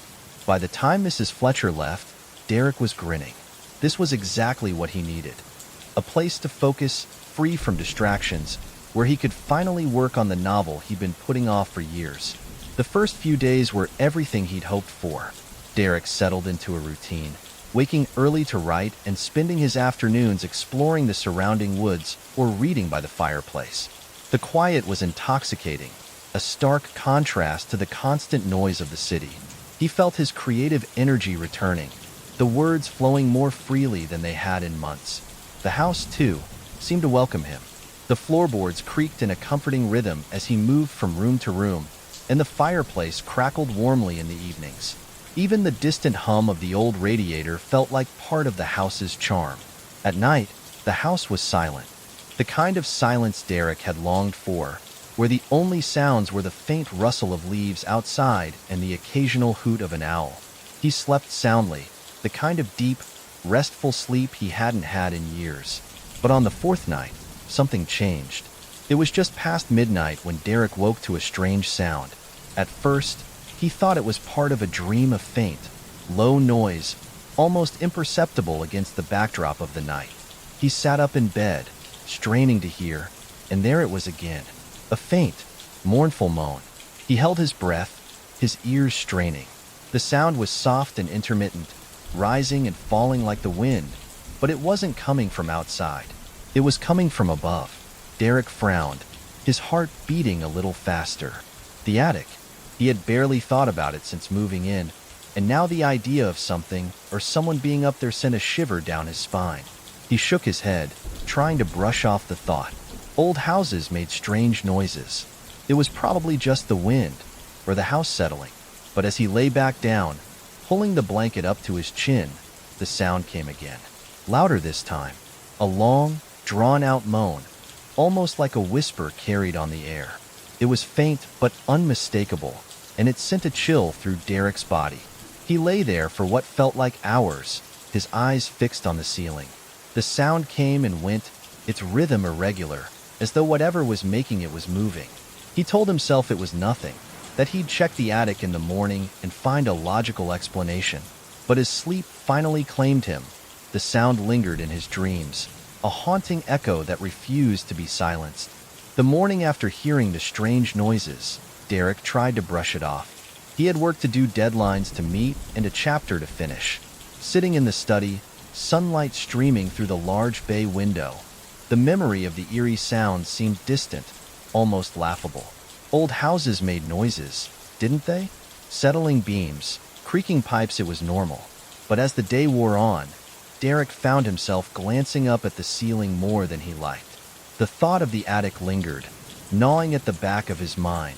He hadn't even bothered to open it when he moved in, dismissing it as just storage space he wouldn't need. Now, the thought of it being locked, sealed, and forgotten felt oddly significant. By evening, Derek had all but convinced himself to investigate. He stood in the hallway, staring up at the pull-down ladder. The small wooden panel leading to the attic was secured with a rusty latch, its edges worn and splintered from years of disuse. He grabbed a flashlight and reached up, tugging at the cord to lower the ladder. The creak of the folding wood startled him, louder than he expected in the quiet house. Derek climbed halfway up the ladder, his heart pounding, and reached for the latch. He jiggled it, but it didn't budge. Locked. A mix of relief and frustration washed over him. Part of him didn't want to go up there, didn't want to confirm that there was nothing to be afraid of. But another part of him, the part that had been lying awake the night before, listening to that eerie moaning, wanted answers.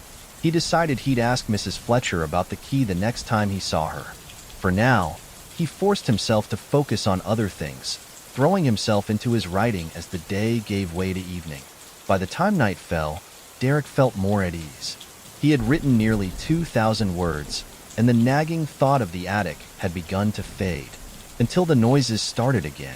It was just past midnight when Derek woke abruptly, his heart racing. The house was silent, save for the faint ticking of the old clock in the living room. He lay still, holding his breath, listening. And then he heard it, the same low, mournful moan from the night before, drifting down from the attic. This time, it was louder, clearer. Derek froze, his body tense as he tried to make sense of the sound. It wasn't the wind, and it didn't sound mechanical. It was organic, almost human, like someone exhaling slowly and painfully. The moaning stretched out into a long, drawn-out sigh, sending chills up Derek's spine. He sat up in bed, his pulse pounding in his ears. The sound wasn't constant. It came in intervals, rising and falling like labored breathing. He couldn't tell if it was moving, but it seemed to fill the space above him, pressing down through the ceiling. "Hello?" Derek called out, his voice hoarse. The sound stopped abruptly. For a moment, the silence was worse. Derek sat there, his breath shallow, staring at the ceiling. He half expected something to answer him, a voice or another moan, but the house was deathly quiet. Then came the faint scratching. It was soft at first, barely audible, like fingernails scraping against wood. Derek's stomach churned as the sound grew louder, more deliberate. It was coming from directly above him, just a few feet away. Something was in the attic. Derek grabbed his phone and switched on the flashlight, its beam shaky as his hands trembled. He crept out of bed and into the hallway, his eyes locked on the pull-down ladder.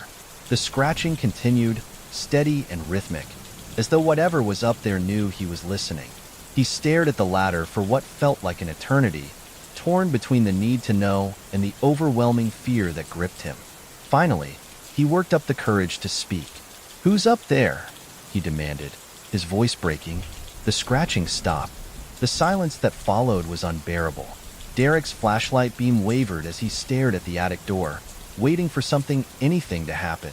Then came the moan, louder this time. It reverberated through the ceiling, a low, guttural sound that seemed to carry with it a sense of sorrow or malice. It was so close, so immediate, that Derek stumbled back, his phone slipping from his hand and clattering to the floor. The sound stopped abruptly, leaving the house in an eerie stillness. Derek stood there, trembling, as the attic seemed to hold its breath.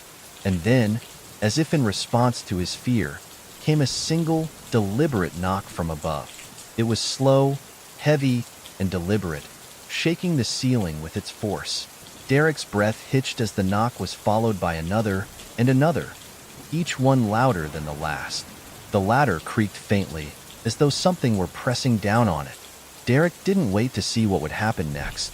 He He grabbed his phone, bolted back to his bedroom, and slammed the door shut behind him.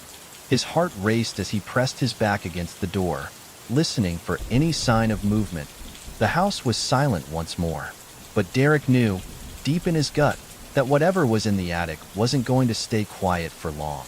Derek woke the next morning to the pale light of dawn filtering through his bedroom window. The events of the previous night replayed in his mind with unsettling clarity: the moans, the scratching, the deliberate knocks from the attic. He hadn't slept after retreating to his room, his mind too clouded with fear and questions. As the first rays of sunlight crept into the house, he finally felt a faint sense of relief. Whatever had happened, it was over. For now. Determined to get answers, Derek grabbed his phone and searched for Mrs. Fletcher's number.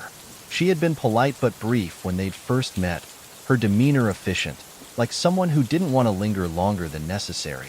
He tapped on her contact and pressed the call button, pacing the living room as the phone rang. No answer. He frowned, glancing at the time. It was just past 8 a.m., not too early, surely, for a landlord to answer a call. He let it ring until her voicemail picked up, leaving a message that he hoped sounded calm and rational, despite the unease in his voice. "Hi, Mrs. Fletcher. It's Derek from the rental property. I was wondering if you could call me back when you have a moment. It's about the attic. I heard some strange noises coming from up there, and I wanted to check if there might be animals or something else going on. Also, the latch is locked, and I don't seem to have the key. Please call me back when you can. Thanks." He ended the call and sighed, running a hand through his hair. He told himself she was probably busy or just hadn't seen the call yet. After all, Mrs. Fletcher didn't strike him as someone who was glued to her phone. To distract himself, Derek spent the next hour tidying up the house, but his thoughts kept drifting back to the attic. Every creak of the floorboards or groan of the old radiator set his nerves on edge. He jumped at the faint sound of a bird landing on the porch outside, his anxiety running high. By late afternoon, he had still heard nothing from Mrs. Fletcher. He tried calling again, but the result was the same. No answer. This time, he didn't leave a message, opting instead to send her a text. "Hi, Mrs. Fletcher. It's Derek. I really need to speak with you about the attic. Please call me back as soon as possible. Thanks." The message sat unsent for several minutes before finally showing the status of delivered.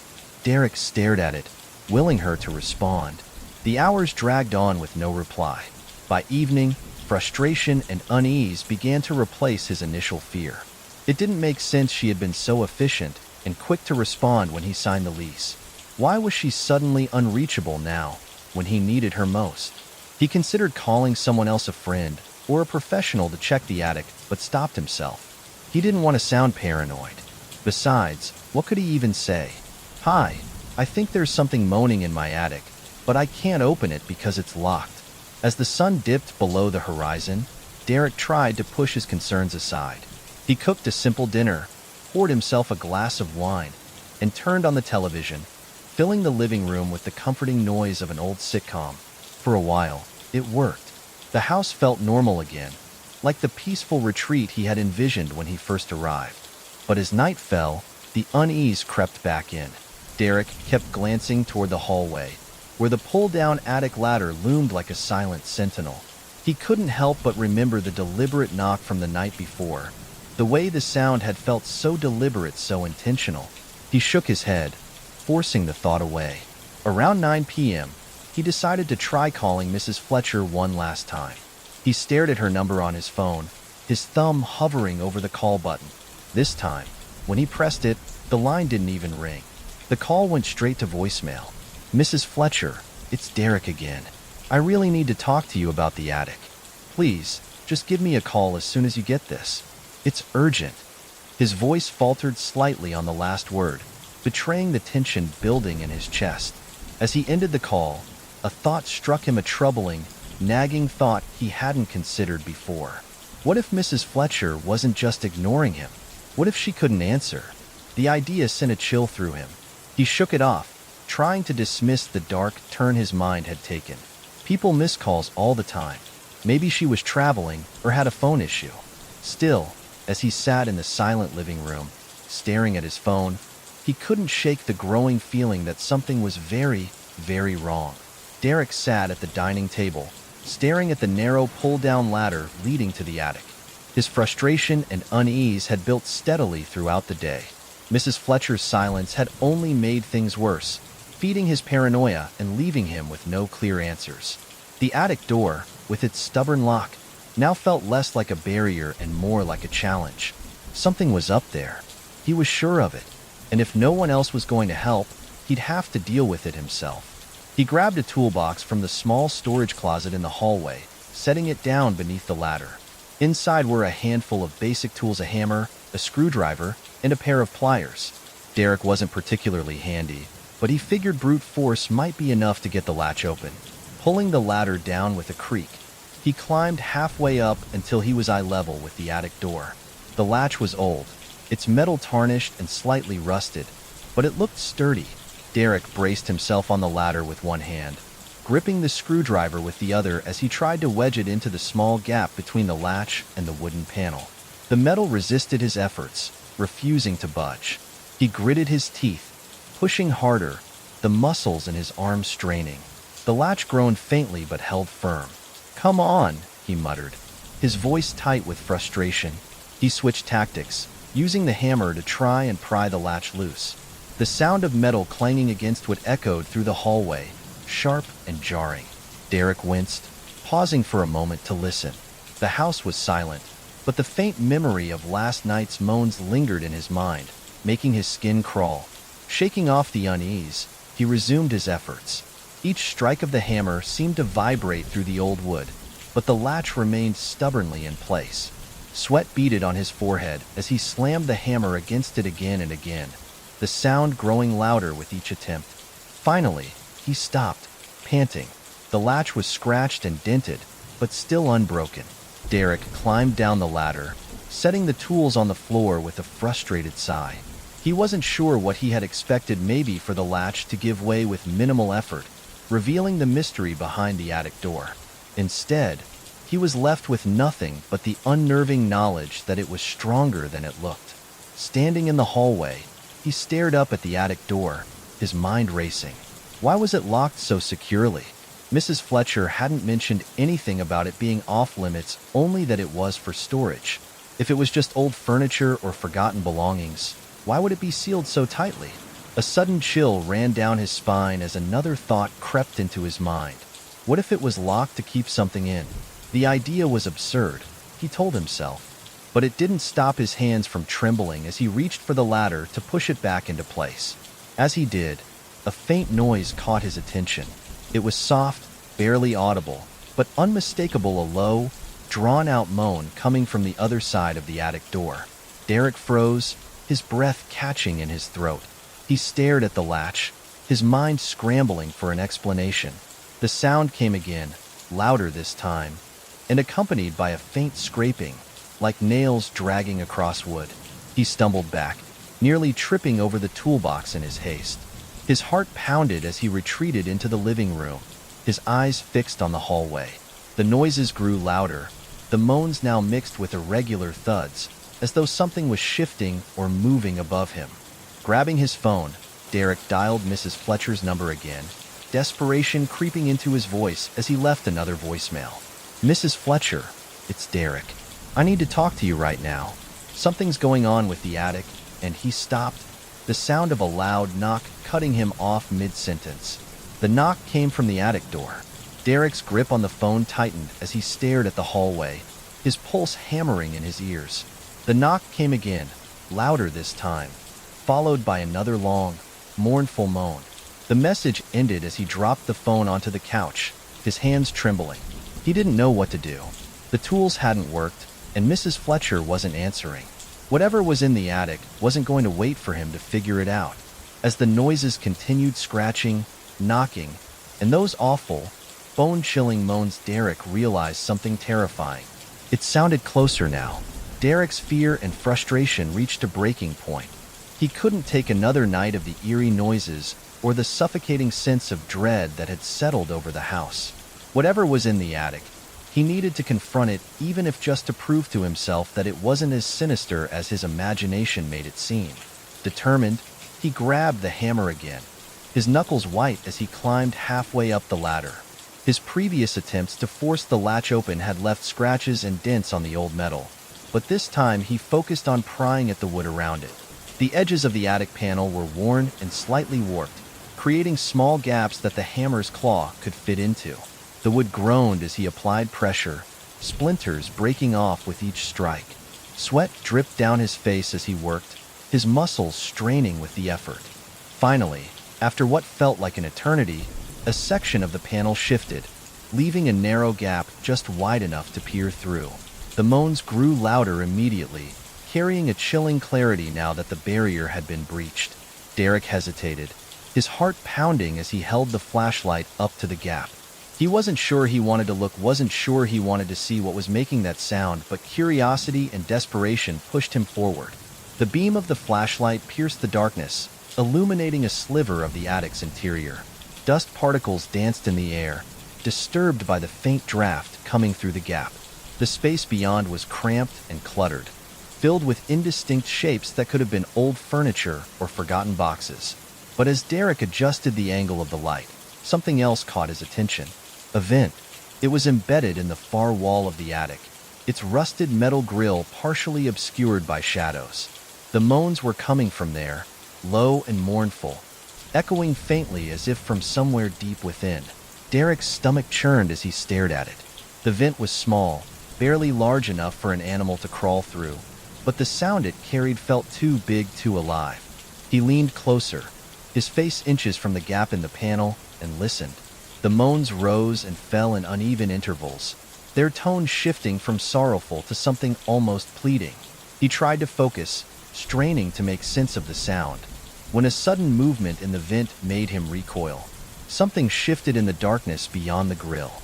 Derek's flashlight wavered as his hands shook, the beam casting erratic shadows across the attic. He could have sworn he saw something, just a flicker of motion, too fast to make out. He held his breath, his pulse hammering in his ears as he watched the vent. The moans stopped. For a moment, the attic was silent, the kind of heavy, oppressive silence that pressed against Derek's chest and made it hard to breathe. Then came the scratching. It was soft at first, a faint, rhythmic sound that seemed to come from deep within the vent, but it grew louder, more frantic, as though whatever was inside was clawing its way toward the grill. Derek's body tensed, his flashlight fixed on the vent as the scratching intensified. Then, from the darkness, came a voice. It was faint, distorted, and barely more than a whisper, but unmistakable. "Help me." Derek's blood ran cold. He stumbled back, nearly losing his footing on the ladder, as the voice repeated itself. "Help me," it rasped, the words drawn out and filled with a chilling desperation.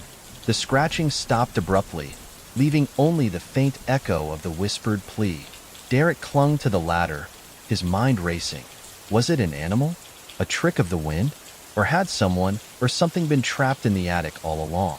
Gathering his courage, he climbed higher, pressing his face against the gap to get a better look. The vent loomed large in the flashlight's beam, its rusted grill seeming to shiver in the faint draft. He leaned closer, his breath fogging the wood around the gap. And then, from the darkness of the vent, something looked back at him. Two pale, sunken eyes stared out from the shadows, their hollow gaze locked on his. They were unblinking, filled with a cold, unnatural intensity that sent a shiver through Derek's entire body. For a moment, neither of them moved, the silence between them thick and suffocating. Then the eyes disappeared, retreating into the blackness. The moaning returned, louder and more insistent, filling the attic with a terrible, mournful sound. Derek stumbled down the ladder, his flashlight clattering to the floor as he scrambled to put distance between himself and the gap. His chest heaved as he backed into the living room, his mind unable to process what he had just seen. The voice came again, faint but unmistakable, echoing through the open gap.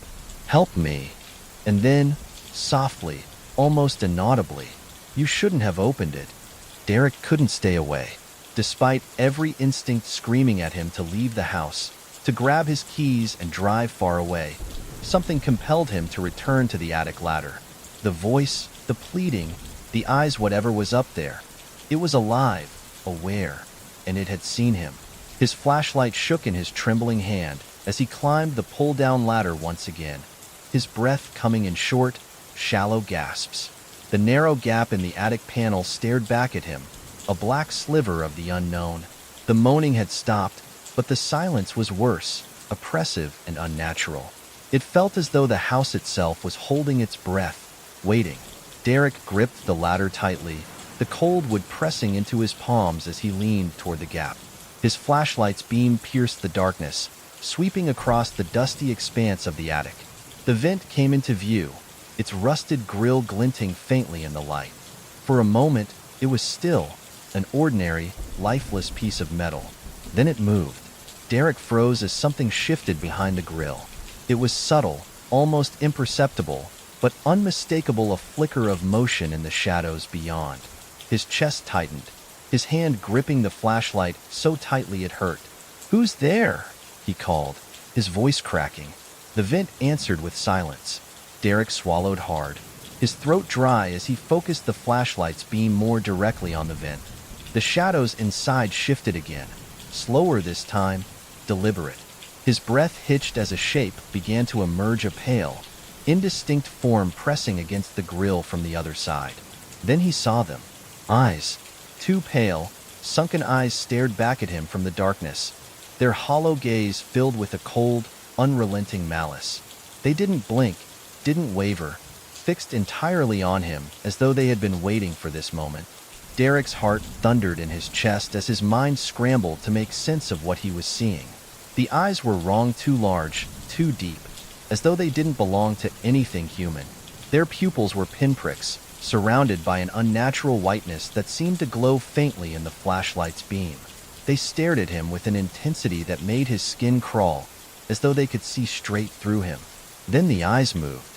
The shape behind the vent shifted, the pale form slithering closer to the grill. Derek's flashlight beam flickered as his hand shook, casting erratic shadows across the attic.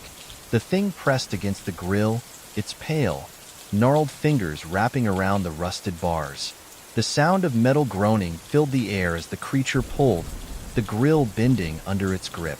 Derek stumbled back, nearly falling off the ladder. The flashlight slipped from his hand, clattering to the floor below and plunging the attic into darkness. Panic surged through him as the groaning metal gave way to a low, guttural sound, a rasping exhale, like something struggling to breathe. And then, the voice. "Help me," it rasped, the words echoing faintly in the confined space. Derek's chest heaved as he scrambled down the ladder, his hands shaking uncontrollably. He hit the floor hard, pain jolting through his knees, but he didn't care. He grabbed the flashlight, fumbling to switch it back on as the sound of metal snapping echoed from above. The vent grill hit the attic floor with a metallic clang. Derek froze, his flashlight beam trembling as he pointed it back toward the gap in the panel. For a moment, nothing happened. The attic was silent, the air heavy with anticipation. Then, something moved. A pale, gnarled hand emerged from the gap, its fingers impossibly long and thin, like brittle twigs. The hand clawed at the wood, pulling the rest of its form into view. Derek's stomach churned as the creature began to emerge, a gaunt, emaciated figure with skin as pale as moonlight. Its hollow eyes locked on him as it dragged itself forward. The voice came again, louder this time, its tone a chilling blend of desperation and fury. "You shouldn't have opened it," Derek screamed, stumbling backward as the creature lunged. Its movements were jerky and unnatural, its body contorting in ways that defied logic. He turned and ran, his flashlight beam bobbing wildly as he sprinted for the front door. Behind him, the sound of scratching and scraping filled the air, followed by a low, guttural moan that made his blood run cold. He didn't look back, didn't stop until he was outside, the cold night air stinging his lungs. The house stood silent and dark, its windows empty and lifeless. But Derek knew it was still there, watching, waiting, and he knew one thing for certain. He could never go back. Derek drove away from the house, his hands gripping the steering wheel so tightly his knuckles turned white. The headlights cut through the darkness of the winding country road. But the scene behind him played on an endless loop in his mind.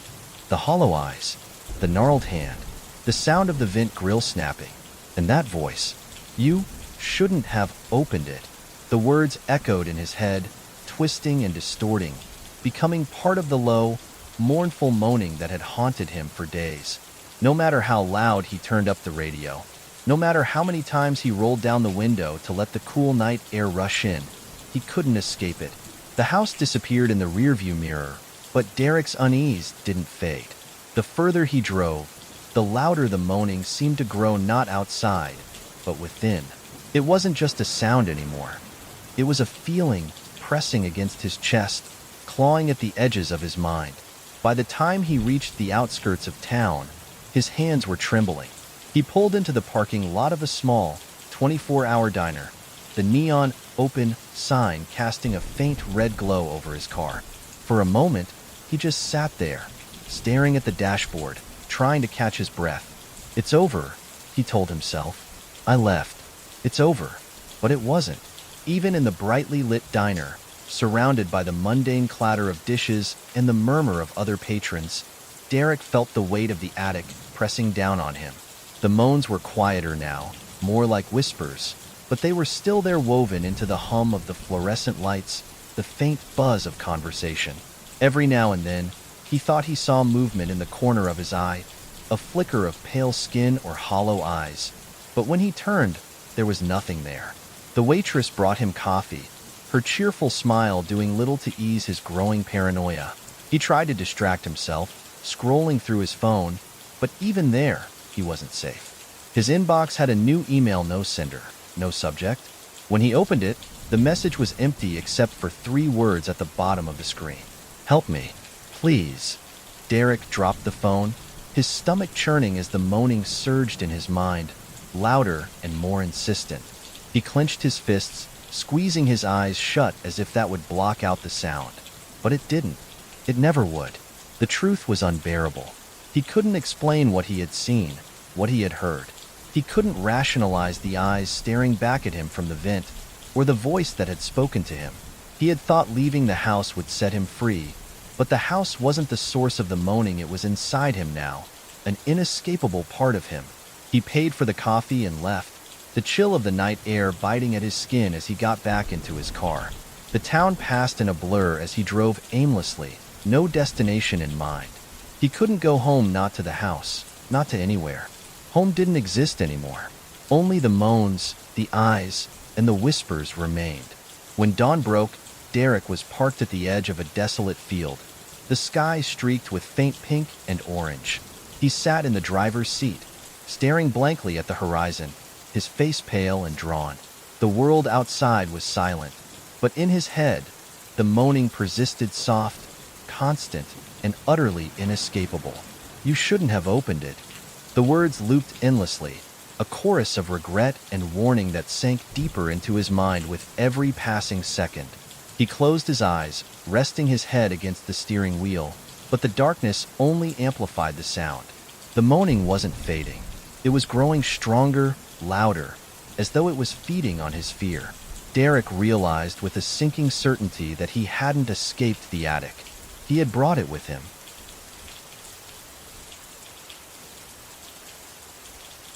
Sarah had always prided herself on being practical.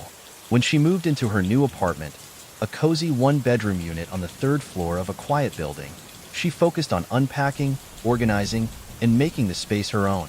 The apartment wasn't perfect, but its charm lay in its imperfections: creaky floors, slightly outdated appliances, and a sense of history embedded in its walls. On her second day there, as she was arranging books on a shelf, she noticed it for the first time. A small crack in the living room wall. It was faint, barely noticeable unless you were looking closely. The pale paint seemed to have peeled slightly along its edges, exposing a thin, jagged line in the plaster. Sarah frowned, running her fingers lightly over the surface. The crack wasn't deep, just a cosmetic blemish, really nothing worth worrying about. Old building problems, she thought, shrugging it off. She had moved into the apartment for a fresh start, to escape the stress and noise of her old life. Here, The quiet hum of the building and the soft morning light streaming through the windows felt like a balm. A little imperfection on the wall wasn't going to ruin that. As the days passed, the crack faded from her mind. Between unpacking, work, and exploring her new neighborhood, Sarah barely gave it a second glance. When friends came over to admire her new place, she strategically placed a tall potted plant in front of it, more out of habit than concern. It wasn't an eyesore, but it didn't exactly add to the aesthetic either. The first week in her new home passed uneventfully. The apartment was quiet, the neighbors polite but distant, and Sarah began to feel a sense of peace she hadn't experienced in years. The crack on the wall was just another part of the apartment's charm, a quirk she barely noticed anymore. But late one night, as she lay in bed scrolling through her phone, she thought she heard something. It was faint, almost imperceptible, a soft, brittle sound, like the distant creak of wood or the settling of old pipes. Sarah froze, holding her breath as she listened. The apartment was silent, save for the faint hum of the refrigerator in the kitchen. She shook her head and laughed softly to herself. New place jitters, she thought, turning off her phone and pulling the blanket up to her chin. The sound was probably nothing, a draft or the natural groaning of an old building. She told herself it was silly to be spooked by something so mundane. But as she drifted off to sleep, the faint creaking sound lingered at the edge of her consciousness, as though the building itself were whispering something she couldn't quite hear. Sarah's first few weeks in the apartment were uneventful, exactly what she'd hoped for when she moved in. The quiet space and calming routine allowed her to settle into her new life. The crack in the living room wall became just another minor quirk of the old building, a blemish that didn't bother her enough to fix. But on the 14th night, everything changed. It started with a faint sound, the same brittle creak she'd noticed before. Sarah was curled up on the couch, a book in her lap and a cup of tea steaming on the table beside her. The apartment was still, save for the occasional rustle of leaves outside the window. Then, from the direction of the wall, came a soft noise like the faint popping of bubble wrap or the shifting of something brittle. She glanced up, her eyes landing on the wall where the crack was hidden behind the potted plant. The noise stopped almost as soon as it started. Sarah frowned, setting her book aside and walking over to the plant.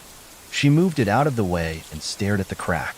It looked the same as it always had, thin, jagged, and entirely ordinary. Just settling, she muttered to herself, brushing her fingers against the wall. The plaster felt cool and solid beneath her touch. Shaking her head, she repositioned the plant and returned to the couch. But later that night, as she lay in bed drifting between wakefulness and sleep, the sound came again. It was louder this time, a faint cracking noise, like ice expanding in the winter or dried wood splintering. Sarah opened her eyes, her breath catching in her throat. The apartment was dark, the only light coming from the soft glow of the street lamps outside. She sat up, straining to listen. Then she saw it. A faint, flickering light emanated from the living room. It wasn't strong, barely brighter than the glow of a dying candle, but it was enough to make her heart race. She swung her legs over the edge of the bed, her pulse quickening as she tiptoed into the living room. The light was coming from the crack. The plant no longer covered it. She wasn't sure if she'd forgotten to push it back earlier or if it had moved on its own. The crack glowed faintly, a pale, eerie light that pulsed irregularly, casting faint shadows on the surrounding wall. Sarah froze, her mind scrambling to make sense of what she was seeing. It's a trick of the light, she told herself. Reflection from something outside. Or maybe the paint is catching the glow of the street lamps. But even as she tried to rationalize it, she knew it wasn't true. The light was too contained, too deliberate. It didn't spill beyond the crack or flicker like a reflection. It felt alive, as though it were coming from deep within the wall. Sarah took a hesitant step closer, her bare feet cold against the wooden floor. The crack pulsed faintly, almost as if it were breathing. She reached out slowly, her fingers hovering just inches from the wall. The air near the crack felt warmer, charged with a faint static that made the hairs on her arms stand on end. Then the sound came again. It wasn't the brittle popping she'd heard before. This time, it was deeper, more resonant, a low, rhythmic thrum, like the beating of a distant drum. It rose and fell in time with the pulsing light, filling the room with a subtle vibration that she could feel in her chest. Sarah snatched her hand back, her breathing quick and shallow. Her heart raced as she stared at the crack, her mind a whirlwind of confusion and fear. She grabbed her phone and turned on the flashlight, shining it directly on the wall. The beam illuminated the crack, but the light inside it didn't fade. If anything, it seemed to grow brighter, as though reacting to her attention. The sound grew louder. Sarah backed away, her flashlight shaking in her trembling hand. The thrum intensified, a rhythmic pulse that seemed to resonate with the very structure of the apartment. She stumbled toward the door, her thoughts a chaotic mess of fear and disbelief. Whatever this was, it wasn't normal. It wasn't natural. And then, just as suddenly as it had started, the light and sound stopped. The crack went dark, the room falling silent except for Sarah's ragged breathing. She stood frozen, her back pressed against the door, her eyes fixed on the wall. For a long time, she didn't move. The apartment felt still again, as though nothing had happened. But Sarah couldn't shake the feeling that the crack was watching her, waiting. That night, she slept with the lights on. Sarah woke the next morning with a sense of unease that clung to her like a second skin. The memory of the crack glowing and pulsing in the dark made her skin crawl, but in the daylight, the incident felt distant, almost unreal. She convinced herself that she had been overtired, that her mind had played tricks on her in the shadows of the night. But as she sipped her coffee and stared at the wall, she couldn't shake the need to confirm her suspicions. The crack, hidden once more behind the potted plant, felt like a secret waiting to be uncovered. With a reluctant sigh, Sarah moved the plant aside and examined the wall. The crack looked different. She crouched closer, her brow furrowing as she realized the jagged line seemed longer, stretching a few inches farther toward the floor than she remembered. "Impossible," she muttered. "It's just my imagination." But a part of her wasn't convinced. Fetching a tape measure from her toolbox, Sarah carefully measured the crack's length, just under 18 inches. She made a mental note, telling herself it was just for peace of mind. As the day went on, she tried to focus on other things. She worked from home, replied to emails, and distracted herself with mundane chores. By evening, the crack had faded to the back of her mind. She even convinced herself not to think about it as she settled into bed that night. But once again, she woke to the sound. That same brittle popping noise, like something breaking apart, drew her from sleep. She sat up, her pulse quickening as the sound grew louder.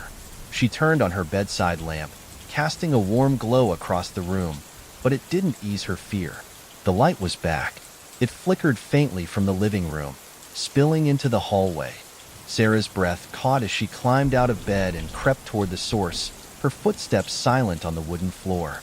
When she reached the living room, the crack was fully exposed, glowing brighter than the night before. Her heart raced as she stared at it, the pale, pulsing light illuminating the wall. The low, rhythmic thrum returned, vibrating through the room and making her chest tighten. This time, though, the crack looked undeniably different. It was longer. Sarah's eyes widened as she realized the crack now stretched farther down the wall, nearly reaching the baseboard. Her earlier measurement flashed in her mind. 18 inches. She didn't need the tape measure to see that it was far beyond that now. She backed away, her hands trembling as she grabbed the tape measure from the kitchen counter. With shaky fingers, she extended it along the length of the crack. The result made her stomach churn. 26 inches. 8 inches in one day, she whispered, her voice trembling. "That's not possible." The sound grew louder, the rhythmic thrum now accompanied by faint cracks, as though the wall itself was straining against some unseen force. Sarah dropped the tape measure, stumbling back as the crack seemed to shimmer, the light inside it growing more erratic. Her rational mind tried to assert itself. It's just structural damage. Old buildings settle. It's nothing supernatural. But the warmth radiating from the crack, the way the light pulsed like a heartbeat, told her otherwise. She couldn't take it anymore. Grabbing her phone, she snapped a series of photos of the crack and the glowing light within. She planned to call her landlord in the morning, to demand they send someone to fix whatever this was. But as she stared at the pictures, her blood ran cold. In every photo, the crack was black, its glowing light absent. Sarah blinked, her mind scrambling for an explanation. She held the phone up to the wall, taking another picture in real time. Again, the crack appeared ordinary, no glow, no light, no indication of anything unusual. The room seemed to grow colder as she stared at the screen, the rhythmic thrum still vibrating faintly in her chest. She turned the phone off and set it down, her hands trembling. Whatever was happening, it wasn't normal. The crack wasn't just growing, it was alive. The next night, Sarah didn't bother trying to convince herself that nothing was wrong. She had tried to dismiss the growing crack, the glowing light, and the strange sounds as tricks of her imagination, but there was no denying it anymore. Something was happening to the wall, something she couldn't explain, and something she couldn't ignore. She stayed up late, curled up on the couch, her eyes locked on the crack. It was longer now, stretching nearly halfway down the wall, its jagged edges seeming to dig deeper into the plaster. The plant she had once used to hide it sat abandoned in the corner, as if she had given up pretending it wasn't there. The night stretched on in tense silence. Sarah sat motionless, her fingers gripping the edge of a blanket she had pulled over herself. The air felt heavy, the kind of stillness that made it hard to breathe. Every creak of the old apartment made her jump, her nerves stretched thin. Then, just past midnight, she heard it. It started faintly, a soft, rhythmic tapping that seemed to come from within the wall. Sarah froze, her pulse quickening as she strained to listen. The tapping grew louder, more deliberate, like the sound of footsteps echoing on a distant floor. "Is someone there?" she called out, her voice shaking. The footsteps stopped. For a long moment, the apartment was silent. Sarah's breath caught in her throat as she stared at the crack, her ears straining for any sound. Just as she began to wonder if she'd imagined it, a new sound emerged. Breathing. It was faint but unmistakable, a slow, ragged exhale that sent chills down her spine. The sound seemed to come from just behind the crack, as though someone or something was standing on the other side of the wall, hidden from view. Sarah's chest tightened as the breathing continued, growing louder with each passing second. It wasn't normal breathing. It was labored, wet, and uneven, like someone struggling to draw air into damaged lungs. The sound filled the room, drowning out her racing heartbeat. Grabbing her phone, she turned on the flashlight and aimed it at the crack. The pale, flickering light within it seemed to pulse in time with the breathing, as though the wall itself was alive. Sarah's hands trembled as she stepped closer, her instincts screaming at her to run, but her curiosity holding her in place. "Who's there?" she demanded, her voice barely above a whisper. The breathing paused, replaced by a heavy silence that pressed down on her like a weight. Then, slowly, the footsteps resumed. This time, they were louder, closer, as though whoever or whatever was behind the wall was moving toward her. Sarah stumbled back, her flashlight shaking as the crack seemed to expand before her eyes. The light within it grew brighter, casting eerie, flickering shadows across the room. The footsteps stopped abruptly, replaced by a single, deliberate knock. It came from directly behind the crack. Sarah's blood ran cold. The knock was followed by another, then another, each one louder than the last. The wall trembled faintly with each impact, the crack spreading further with every knock. The breathing returned, louder now, ragged and desperate, as though whatever was behind the wall was trying to break through. "Stop it!" Sarah shouted, her voice cracking. "Just stop." The sound ceased immediately, leaving the apartment in an eerie silence. Sarah stood frozen, her chest heaving as she stared at the crack. The light within it flickered weakly, then went dark, leaving only the jagged line in the plaster. She waited, her ears straining for any sign of movement, but the wall remained still. Slowly, she backed away, her hands trembling as she fumbled for her phone. She didn't know what to do, who to call. The landlord? The police? What could she even say? Her thoughts were interrupted by a faint whisper. "Let me out." The words were soft, almost inaudible, but they sent a jolt of terror through her body. Sarah stared at the crack, her mind racing. She could feel the presence behind the wall, its breath still faintly audible, its footsteps echoing in her ears. Whatever was behind the wall, it wasn't going to stay there forever. Sarah had reached her breaking point. The crack in the wall wasn't just a structural issue anymore, it had become something alive, something that shouldn't exist. The glowing light, the footsteps, the voice they defied explanation, and the fear that had been gnawing at her for days now felt unbearable. She couldn't leave it alone anymore. The next day, she stood before the crack, armed with a screwdriver, a hammer, and a flashlight. Her hands trembled as she stared at the jagged line in the wall.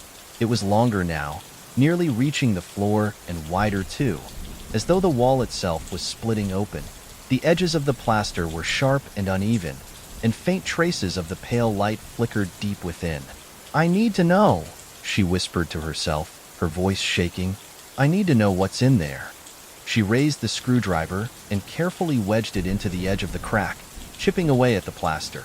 The material crumbled under the pressure, pieces flaking off and falling to the floor in dusty heaps. Each strike of the hammer sent vibrations through the wall, echoing faintly in the otherwise silent apartment. The crack widened. With each chunk of plaster she removed, Sarah felt the air grow heavier, charged with a faint static that made her skin prickle.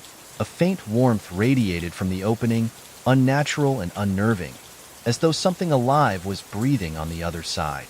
Finally, after what felt like hours, Sarah broke through. The plaster gave way with a brittle snap, revealing a hole just large enough to peer through. She hesitated, her heart pounding as she crouched down, the hammer slipping from her trembling hand. A faint glow spilled from the opening, pale and unnatural, casting eerie shadows on the wall. She shone her flashlight into the hole. What she saw made her blood run cold. The space beyond wasn't a simple hollow cavity or gap in the wall.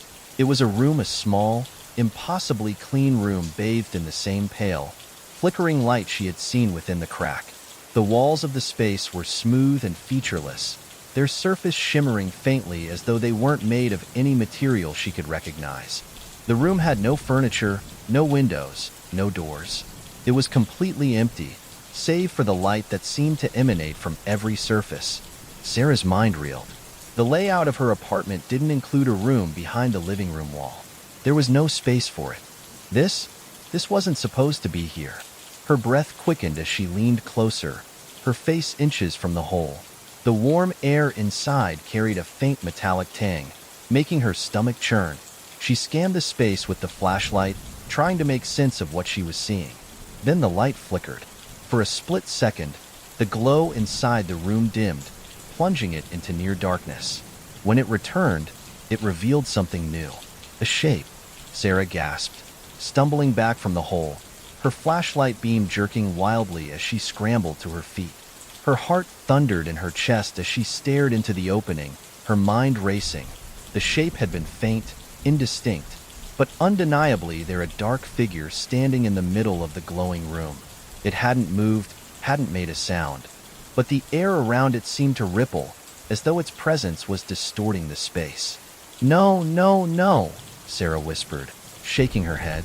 She backed away from the wall, her hands trembling as she dropped the flashlight. The beam rolled across the floor, casting long, flickering shadows. From within the crack came a sound. Breathing. It was louder now, more distinct, each inhale and exhale deep and labored, as though whatever was in the room was waking up. The warm air grew hotter, oppressive, making it difficult to breathe. Sarah stumbled to the couch, her legs weak beneath her.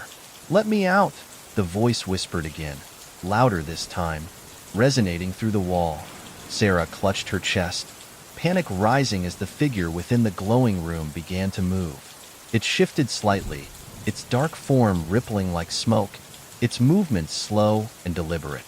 The light inside the room dimmed again, flickering in time with the sound of its footsteps. Then, with a sudden, deafening crack, the wall splintered further, the jagged edges of the hole expanding before her eyes. "No!" Sarah screamed, grabbing the hammer and raising it defensively. Her voice was drowned out by a low, guttural moan that filled the apartment, vibrating through the walls and floor. The figure stepped closer, its outline becoming sharper, more defined, as it approached the hole. The glow from the room intensified, spilling into the living room in erratic pulses. Sarah's mind screamed at her to run, but her body refused to move. She could only watch as the thing in the wall came closer, its presence filling the air with an unbearable weight. And then it spoke again. "Let me out." Sarah sat frozen on the floor, the hammer slipping from her hand as her chest heaved with panicked breaths. The crack in the wall was no longer just a blemish or a curiosity, it had transformed into something horrifying. The glowing room beyond, the dark figure shifting within, and now the unmistakable sense that something was watching her. The air around her felt alive, thick and charged, pressing against her skin like an invisible force.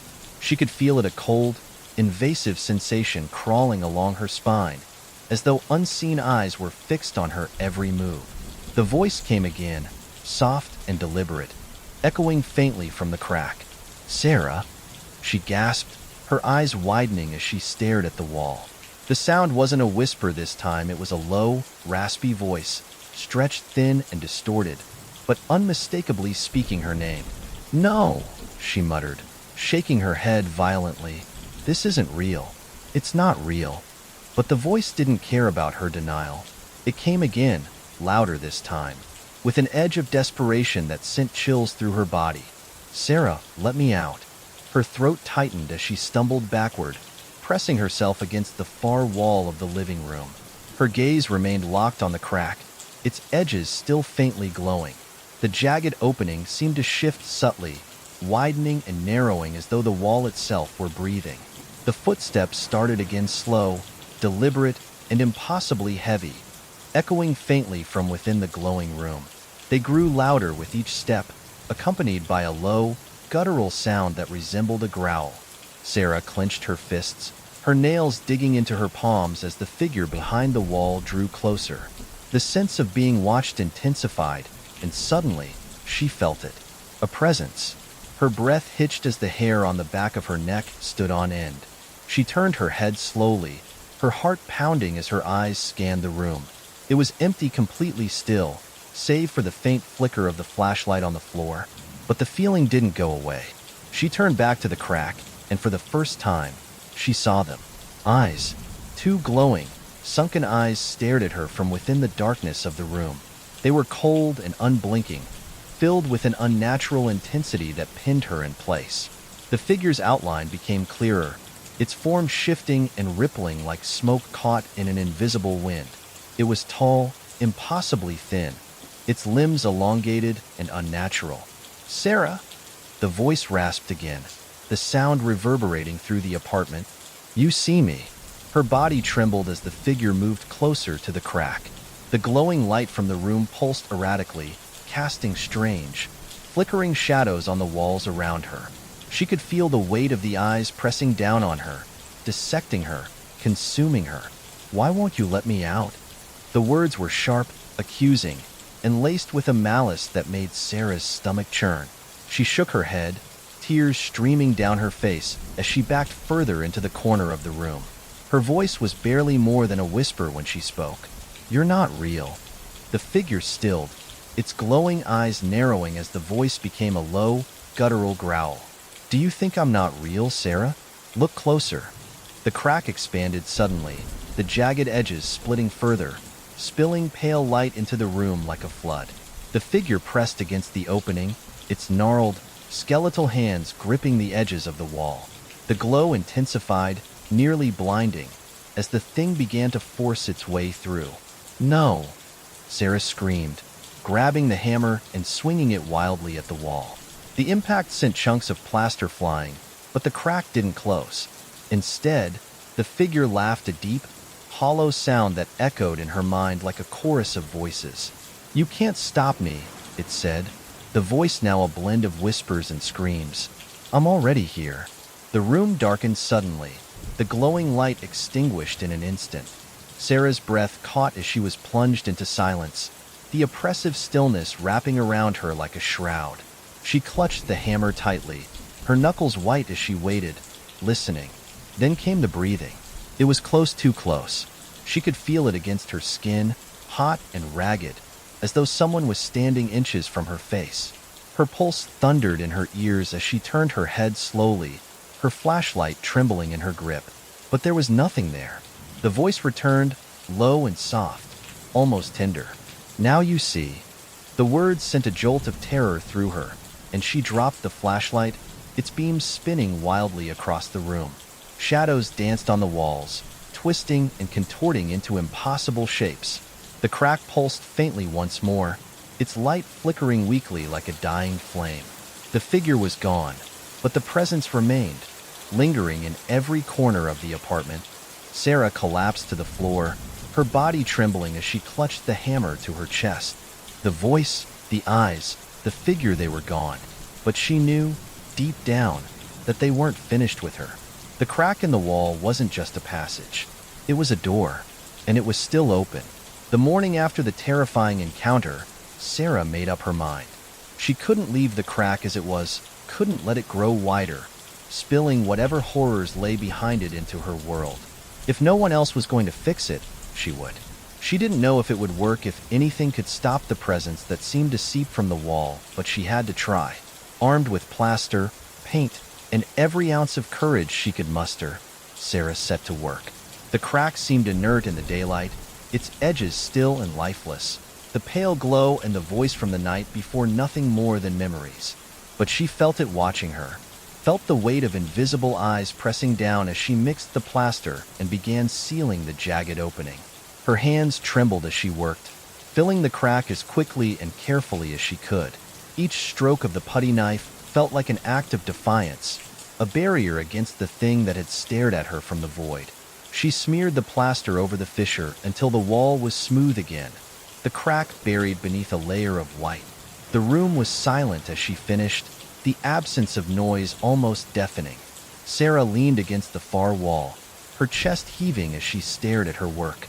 It looked normal, just a freshly patched section of wall, plain and unremarkable. But she knew better. The presence hadn't left. That night, Sarah sat on the couch, her eyes fixed on the wall where the crack had been. The potted plant was back in its place, covering the newly plastered section, but it did nothing to ease her nerves. Every sound in the apartment made her jump: the creak of the floorboards, the hum of the refrigerator, the faint rustle of leaves outside the window. Her fear felt raw and unrelenting, like an open wound. As the hours stretched into the early morning, the oppressive silence returned. Sarah stared at the wall, her heart pounding as she waited for something to happen. The crack was gone, but the room didn't feel right. The air was heavy, charged, as though the apartment itself was holding its breath. And then she felt it, the presence. It wasn't as strong as before, not as immediate or overwhelming, but it was there, a faint, lurking weight that pressed against her chest and made her skin prickle. She turned her head sharply, her eyes scanning the room, but she was alone. "Stop it," she muttered to herself, her voice trembling. "It's gone. It's over." But it wasn't. As she lay in bed that night, the feeling grew stronger. She pulled the blanket up to her chin, her eyes fixed on the shadowy corners of the room. The air felt colder now, the faint smell of plaster lingering despite her efforts to air out the space. She closed her eyes, willing herself to sleep. But just as she began to drift off, she heard it. A faint, brittle sound. Her eyes snapped open, her breath catching in her throat as the noise grew louder. It wasn't the same as before, no glowing light, no footsteps or breathing. Just a soft, intermittent cracking, like the sound of plaster crumbling. She sat up slowly, her chest tightening as she turned to face the wall. The plant hadn't moved, and the plastered section looked untouched. But Sarah couldn't shake the feeling that something was there, waiting, watching. She stayed up the rest of the night, the sound of faint cracking echoing in her mind long after it had stopped. Over the next few days, Sarah tried to return to normal. She painted over the plaster, rearranged the furniture, and avoided looking at the wall for too long. But the presence never left. It was subtle now, just a faint pressure at the edge of her awareness, but it was always there. One morning, as she sipped her coffee, she noticed something that made her stomach drop. A small, jagged line had appeared on the freshly painted wall, faint but unmistakable. A new crack. Sarah's hand trembled as she set down her mug, her heart racing. She stared at the crack, her mind racing with fear and dread. She had done everything she could to seal it, to bury whatever was behind it. But the wall wasn't holding. The presence was growing stronger. And this time, Sarah wasn't sure she could stop it.